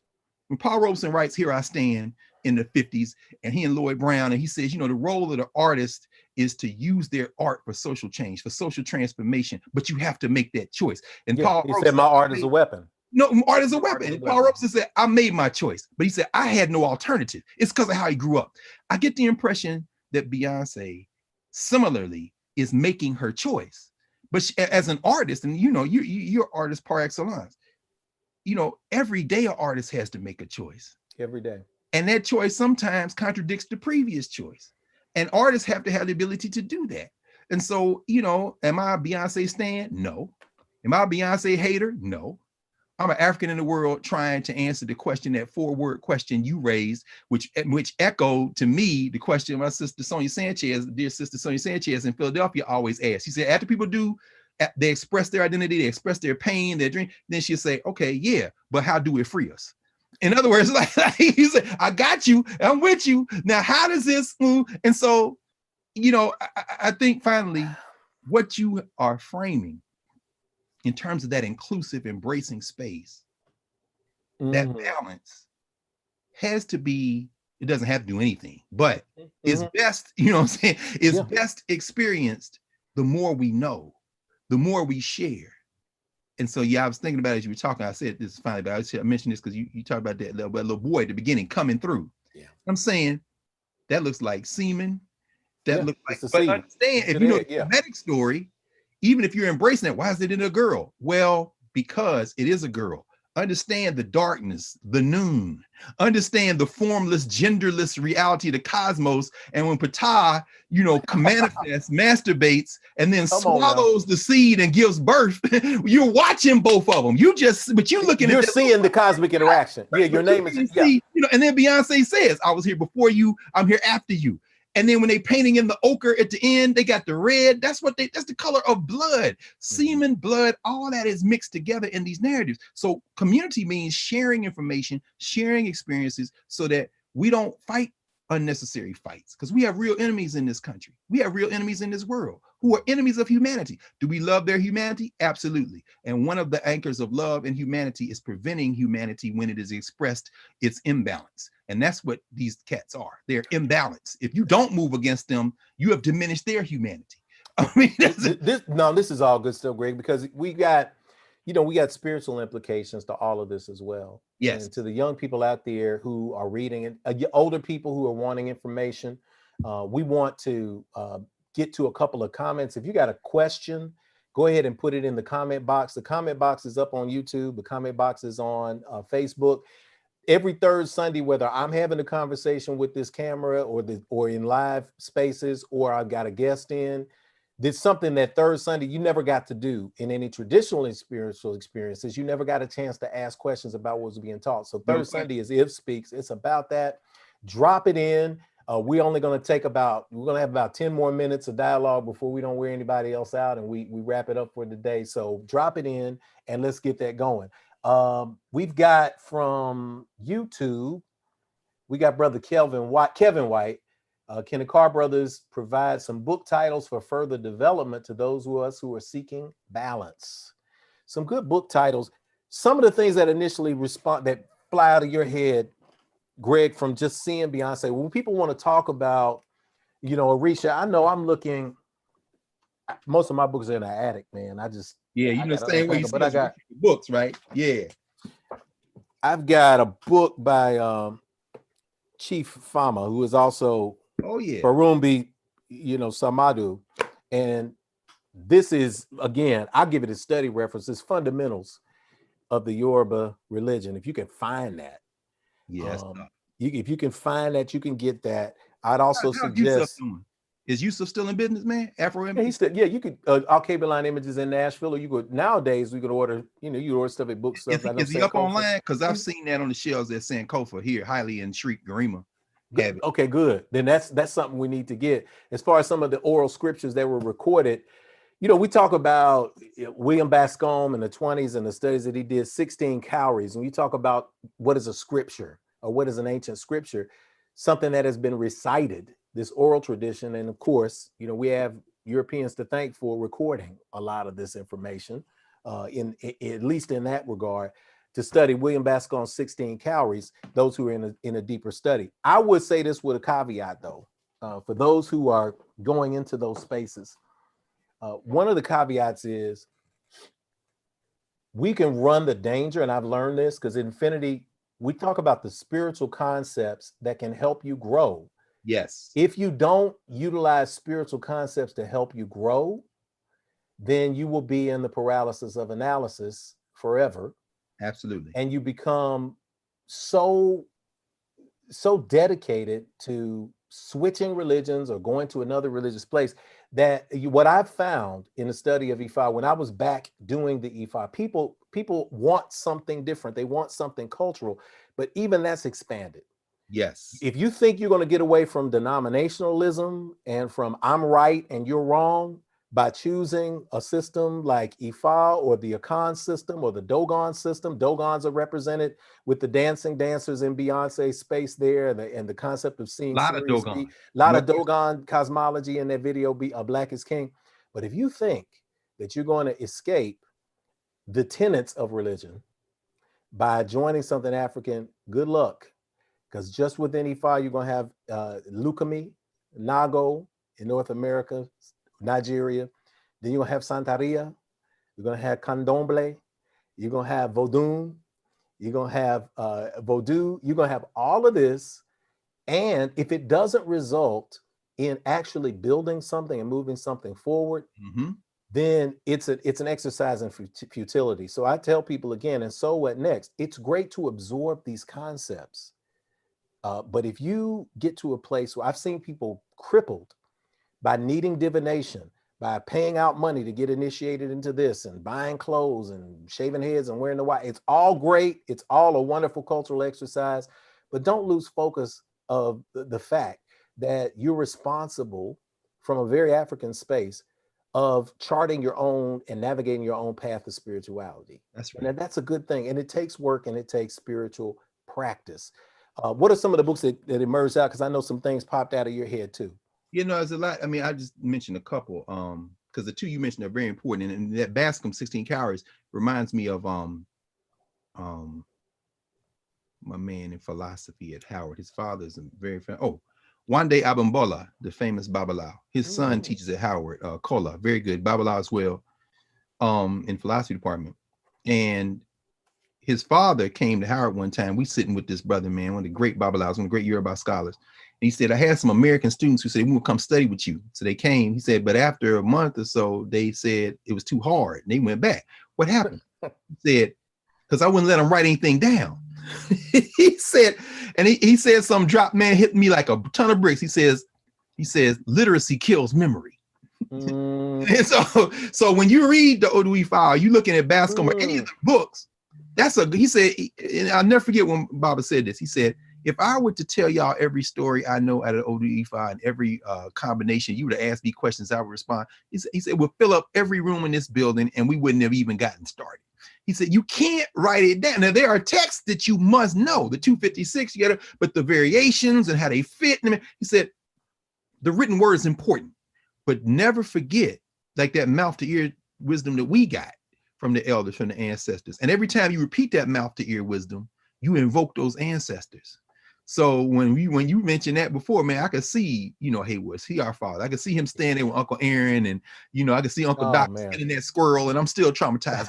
I can see Uncle Tot sitting by the river fishing and telling what I'm saying? It's 50 years ago. But the mouth to ear brings back the community, the answer. So in terms of books that will help us supplement that mouth to ear, because this is why studying community is important. I thought about one, and I won't add any more to the corpus that you've engendered in terms of Yoruba. I was thinking of a brother who's down at Duke University, very good brother named Loran Matori, O-R-Y. He wrote a book called Sex and the Empire That Is No More. It's on Oyo Yoruba, but the connections between Nigeria and Brazil. And he starts the book, never forget, the latest iteration.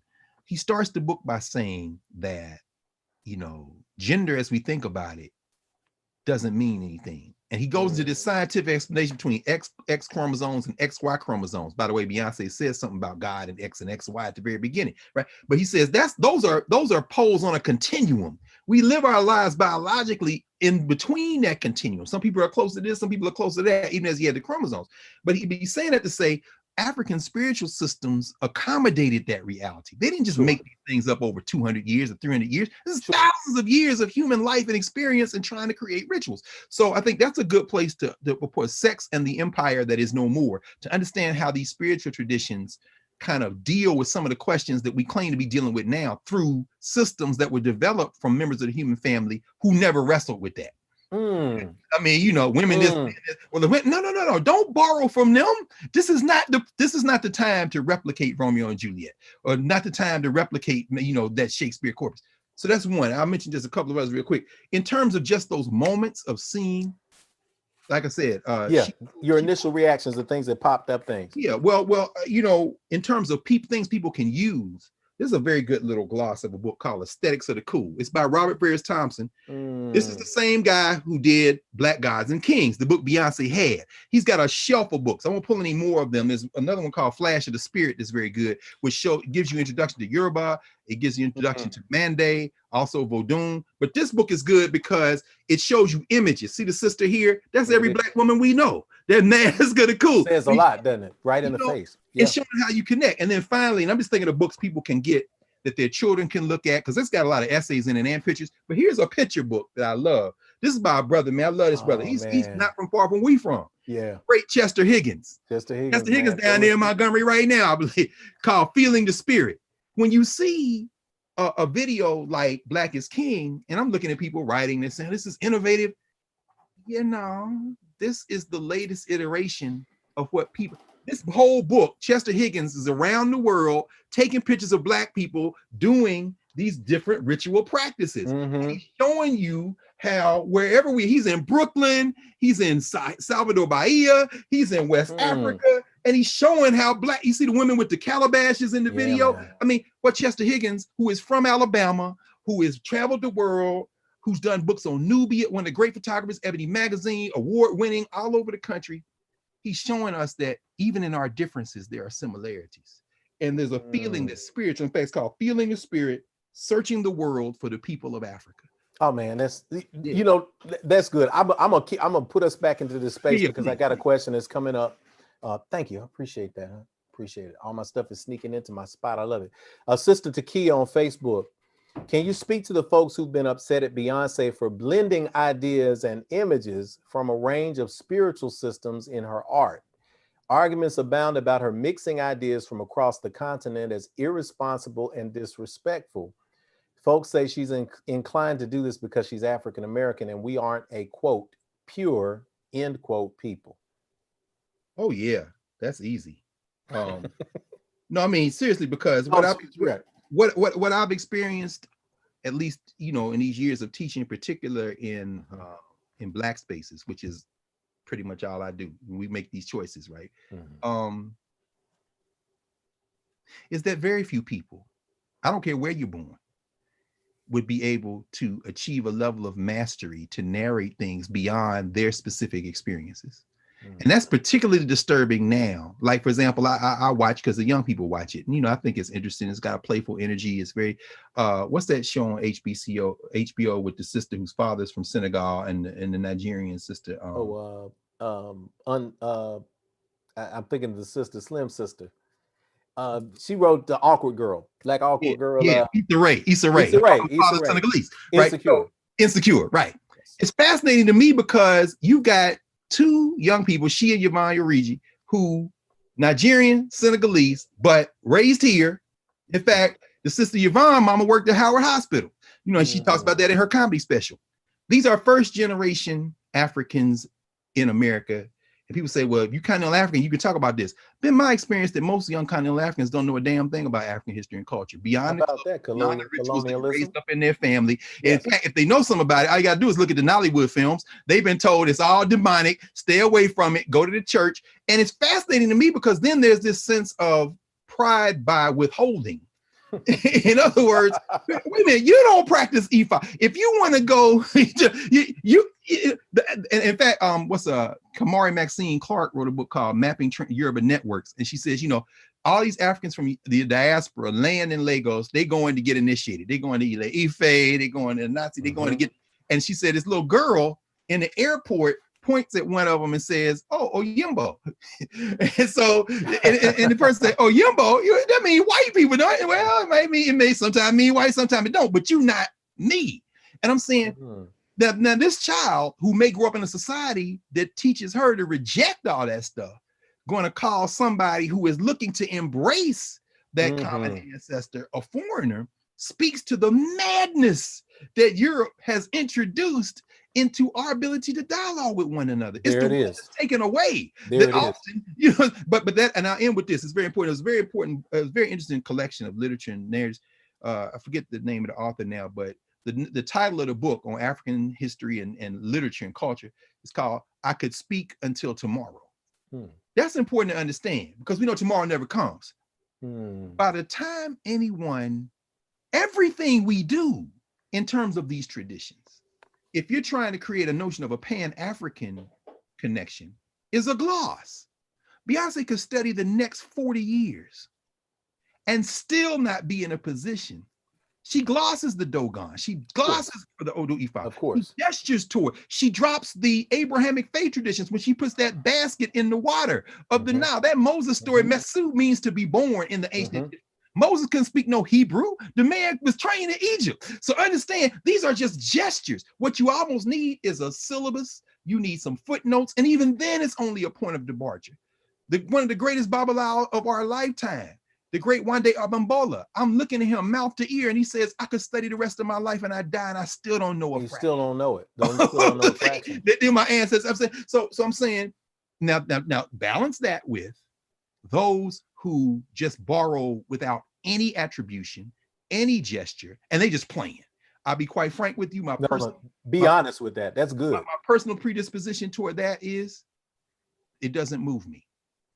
So when I see somebody like Kerry James Marshall, for example, I've only met and talked with Kerry James Marshall one time for a long time. I love that brother.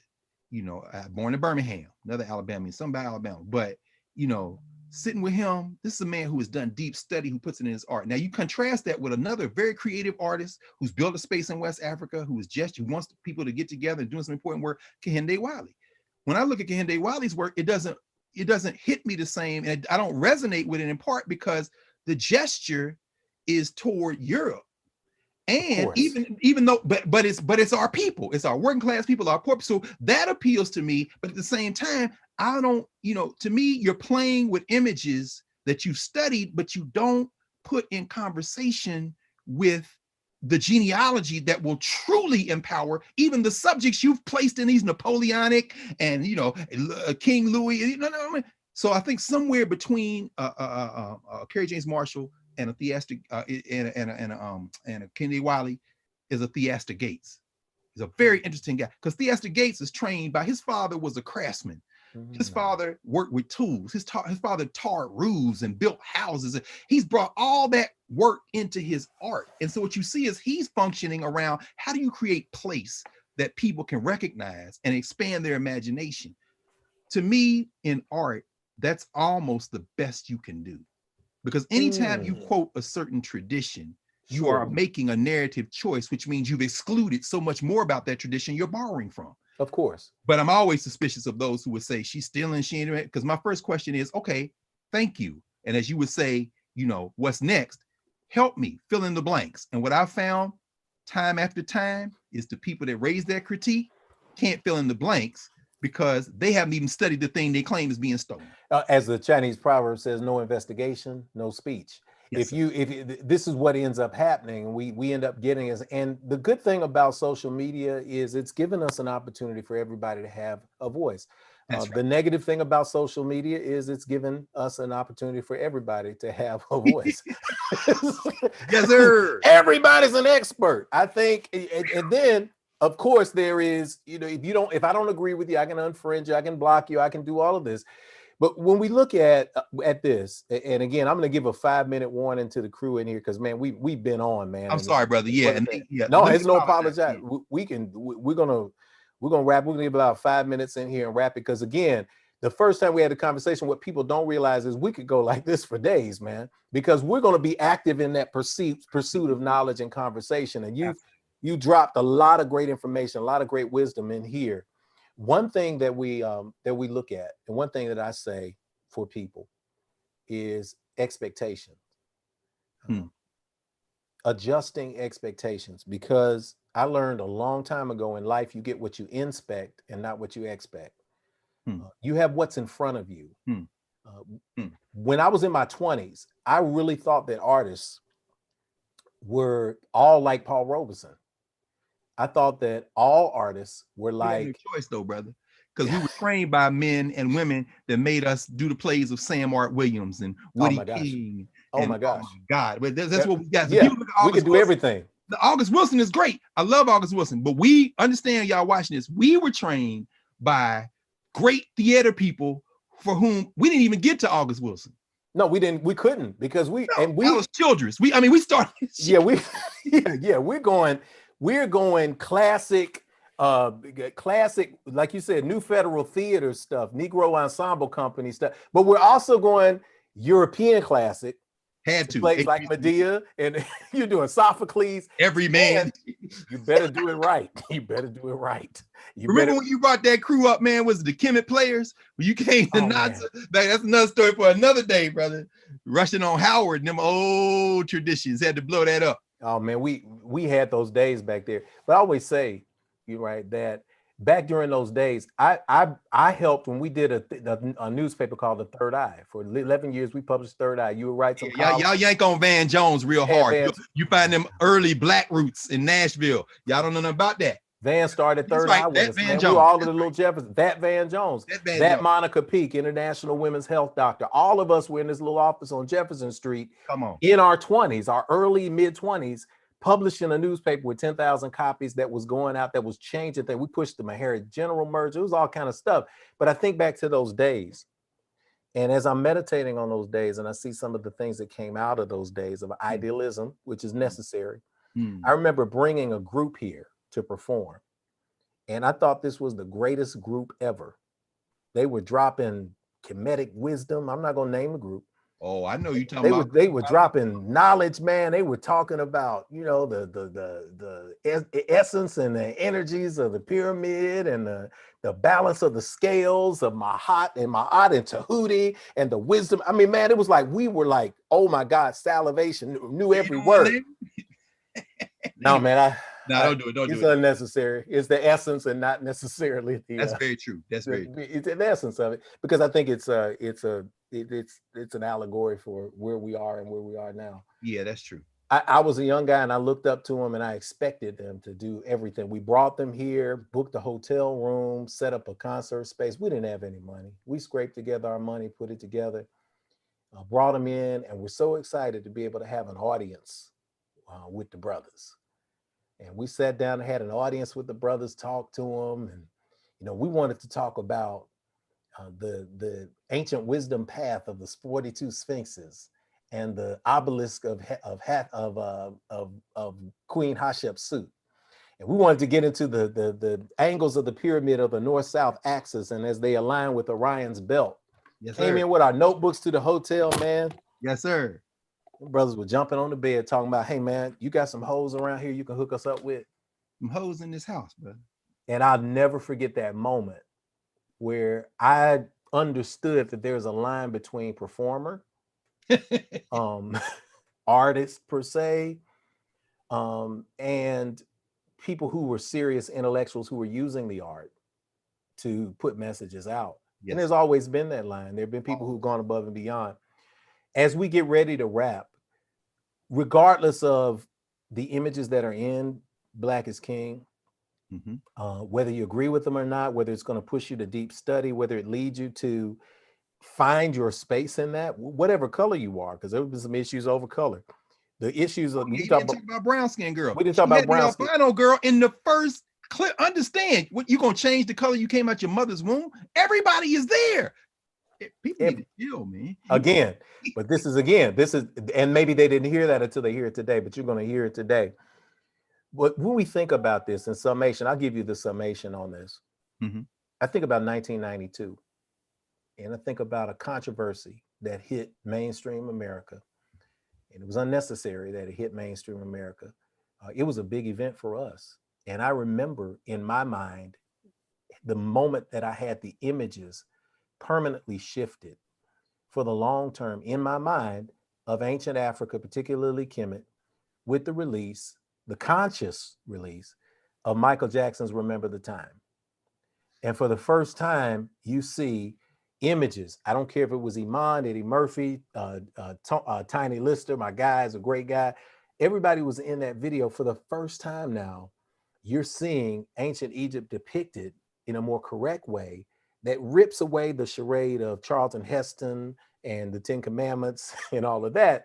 It was a landmark moment in a way for people to begin to start having this conversation. Doesn't mean Michael was the deepest guy in the world. No, he had a hell of a reach though. And he utilized that moment to put something into the according to everybody I've talked to who knew him, including Wesley Snipes. Same with Prince. Was a reader. yeah. Same with Prince. So when we get to that point, how can this, and I'll give you the wrap with this, how can this moment be a moment of change and transformation for people going forward? Well, transitions make the burden heavier. In the last few months, Comrade Worrell became an ancestor in Chicago. And this time last year, I was just coming back from Kemet, helping spread the ashes of Anderson Thompson, my great Jagnus, Jacob Carruthers. I think about Asa Hilliard. Asa Hilliard's daughter, Nefertiti, Patricia, just made transition. My man Abdul Akil in Detroit, man. I mean, I'm thinking about transitions make the burden heavier because our institutional memory, it gets kind of blunted. And I think about all the ones that trained us who are no longer here, and the handful who still are, over a century old, like Jamie Williams in Atlanta. But yes, every generation, as Fanon would say, would have to discover its destiny, fulfill it or betray it, identify it, fulfill and betray it. Beyonce is doing what artists are supposed to do. What artists struggle to do. She isn't the first, she won't be the last. Every generation produces that. But I think it's more a barometer of the society around her or around any artist at any moment than it is a reflection on her abilities or the things that she lacks. With that having been said, like you, having been here now long enough to have seen a few things, and hopefully we'll see one or two more. We can only assume the trajectory is going to be what it was going to be. In other words, you know, the human race is nothing special. I know that's not what people want to hear, but people say, oh, the environment, if we don't get a hand on this, we're going to destroy the environment. No, it's going to erase humanity off the ball and keep going. The universe keeps growing. You know, so understand, there's a certain serenity. You know, in fact, I'll end with this. Shake Out the Joke said this, man. And, you know, I read it, but then I heard another Jegna, the great Theophilo Obenga, still alive in Congo, building the African University as we speak. Obenga used to say this all the time. He said, when you study the long history of humanity, beginning with the study of your people, it gives you the serenity to accept the facts as they are. So you fight to change the world, understand that this ain't the first time. There was a time when if you had gone into the Nile Valley or gone into the center of Africa or going into the Western Sudan or going into Southern Africa and told them there's going to be a time when these people we call white people, you've never seen one, but when they come, kind of looks like her. She's an albino. She doesn't have any skin. Everybody looks like that. Really? They have blonde hair and blue eyes? Yeah. Except, of course, in Africa, it's a genetic variation. But there are going to be some people, they all look like that, and they're going to make y'all slaves. In fact, they're going to take you across the water. Man, get out of here, man. Get this man some palm wine and sit him down. Clearly, he's been in the sun too long. But what Job and Obenga would say, there was a time when you couldn't have imagined, and there's going to come a time, if the species survives, when we won't imagine, why were they so stressed out over this black is king? Everybody knows. I mean, so you got to always put the thing in context, even as you struggle to get to that point. But don't think that your contribution is so small or so great that somehow it's going to alter the cosmic motion of reality. You're trying to get in sync with it. It's not going to get in sync with you. So I'm going to stop with that, bro. That's what alignment is, man. I want to say that, you know, I appreciate you taking the time out, man, and chatting with us. No. That's how we just being a part. Thank you for the invitation, brother. Yeah, it's just been it's an amazing conversation. Like I said, we could go on for days. I encourage people to hit the replay, to listen to it, to share this conversation. Is this y'all channel? You on YouTube? This is our channel. YouTube /Infinity Fellowship, Facebook /Infinity Fellowship, and myif.org. It's myif.org. Infinity folk, y'all can type it in there. Stephanie Britton, I have no comment to you. I cannot affirm or deny. She put a comment in the box, man. It's hilarious. I can't see it. You can't see it on Facebook. You don't want to see it. Okay, brother. It's a painfully accurate, but it's beautiful. But we'll do this again, brother. And yeah. Hey, man, you should get together the whole crew, man. Man. We should get. I don't know if the internet can handle that, man. It's a new world these days. They may be ready for it, but I know we're doing some stuff. And I tell people now, if they go to thecarrwindow.com, this is in collaboration with that. So it's the Carr with 2 R's, of course, carrwindow.com.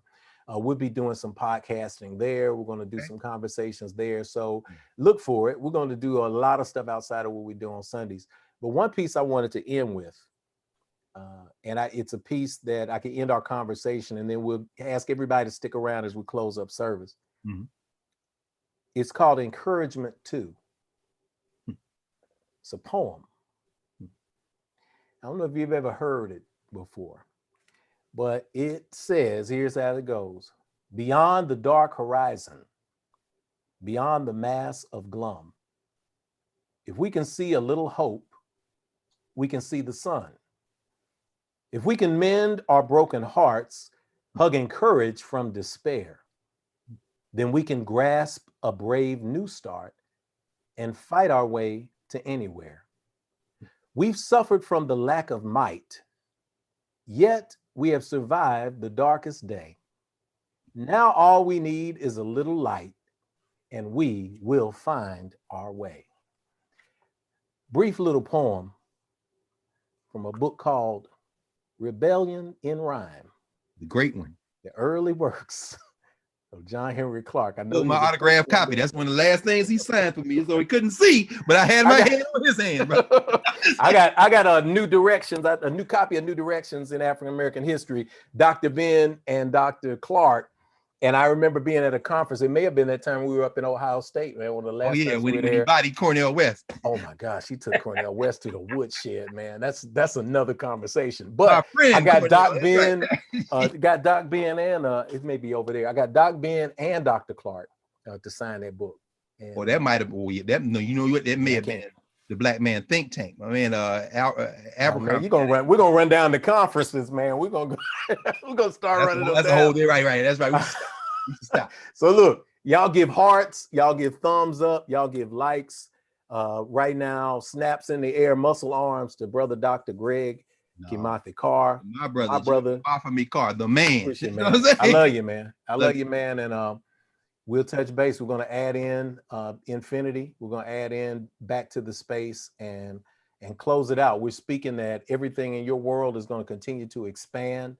You all catch him on Karen Hunter's show on Saturdays, Class with Carr. It's a phenomenal event. We send a shout out to Sister Karen Hunter. We send a shout out to brother Dr. Roland Martin. Yeah, our frat brother. Our frat brother. Who would be unforgiving if he didn't just name you as an alpha. So right, right. You sure would be. So we're gonna give a shout out to Roland Martin and his show. And we're going to send out everywhere you go, man. Just continue to share the knowledge, continue to share the wisdom, continue to share the love and the good energy, and know that we're sending this energy towards you from down here in infinity, man. And the ancestors are going to smile on you. And thank you so much for everything that you contributed and for sharing the wisdom today, brother. It's been a blessing. Thank you. I'm reflecting it back. Thank you for infinity. Thank you, Kenitha and the family and the Infinity family, for building a space that looks like the world we want to live in. That is, I mean, freedom is in the trying, as they would say. And what you've done and what you're doing, brother, is not just inspirational, it's saving lives. And I know we didn't talk this time, but those of you who are new, please, come back every week, because they're building housing, they're intervening. When the weather hit Nashville, they intervened on the lives of people. They're doing real work down there, and as people are trying to displace our people, literally move them out of the places they've lived their whole lives. Infinity and the community and their partners are standing in the gap and saying, no, not these human beings. So I want to thank you, brother. Love you so much. And this, like I said, it was a long time coming, but I'm glad that we are in this conversation. And I'm looking forward to next week as you continue this work, brother. Love to you. Man. Love to you, man. We'll talk to you later. Yes, sir. All right. As Alicia is coming in now, she should be. We should be popping back into the space, and my brother's going into muting in the darkness in this space here. But we are definitely excited, and I want to thank all of you all for joining us today at the Infinity Fellowship. Infinity is a place and a space that is indeed for you. For the advancement of knowledge and spirituality, wherever it is. And you all know the greatest number of people in America, the growing number of people, especially young people, the people that are identifying as more spiritual than religious, and yet they don't have a space to go. Because oftentimes you're seen as somebody who's weird or strange, and everybody's trying to recruit you into some space. If you fall into that category and you want to learn more about Infinity, you want to be a part of anything that we're doing, we invite you to visit the website at myif.org. Hopefully we'll be back in person soon. But either way, we're going to be here every Sunday. Next Sunday is Yoga Sunday. So Rev Jeff is going to be on a mat. And hopefully I'll be outside with several of you. And we're going to be working on that creative energy, that color yellow. It's amazing alignment. The yellow energy of that Oshun energy, that concept of the willpower. We're going to work that through your body, because it doesn't make any sense for us to get spiritually deep and to get spiritually wise and to get all of that in and not be in a space where we can grow our bodies as well. Got to be healthy for the long term too. That's important too. That's why every fourth Sunday at Infinity, we do Yoga Sunday. And then we're back at the top of the month with First Sunday and everything that we love to do here. So you all, we appreciate you joining us. We're going to speak now that all good will be on you for the rest of today and going forward. And the universe has aligned it so that we get to close it this way. You get to close it, you and me, talking about what spaces are important, but aligning it for the week. So thank you for tuning in to If Speaks Sunday. I want you to imagine that you're hearing the song playing in your hearts and you're feeling it and you're loving it. And everything is awesome and everything is good. This has been Reverend Jeff. Oh, good. I've got Infinity coming back in the room, so I can put up a slide for you.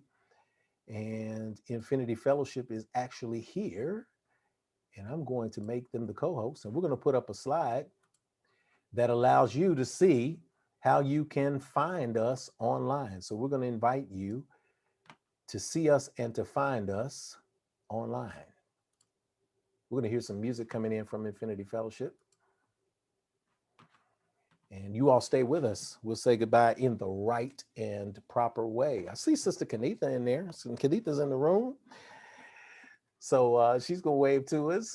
And we're going to start with the slide that tells you how to follow us on social media. We want you to bookmark yourself. We want you to put yourself in a space where you can catch us.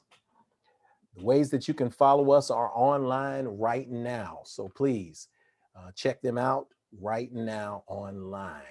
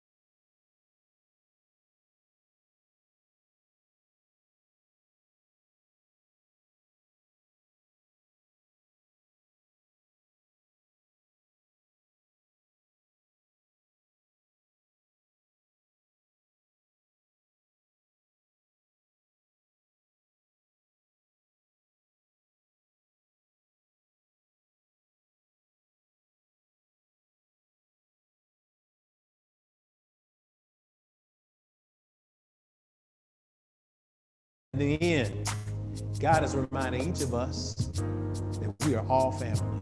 The words are simple. Just go along and sing along, as we'll sing them for you and with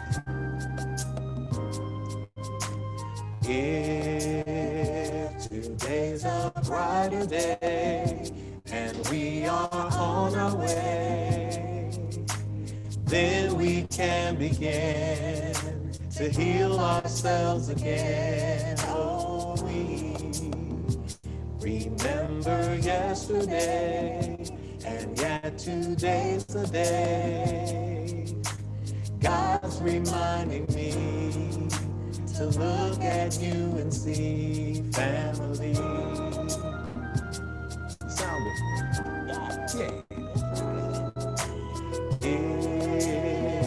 If today's a brighter day and we are on our way, then we can begin to heal ourselves again. Oh, we remember yesterday, and yet today's the day. God's reminding me to look at you and see family. God's reminding me, God's reminding me to look at you and see family. God's reminding me, God's reminding me to look at you and see family. We speak to the God of your perspective, acceptance, and understanding, the wisdom and power of the ancestors in the cosmos. Rock, rest, rule, and abide with you from this week forward, now and forever, walking in the light. And we sing together.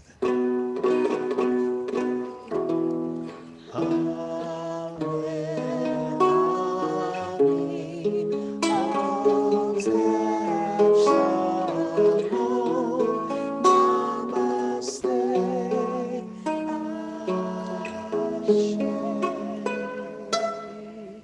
Till I see you again, this has been Reverend Jeff reminding you that information, when you take it in, becomes knowledge.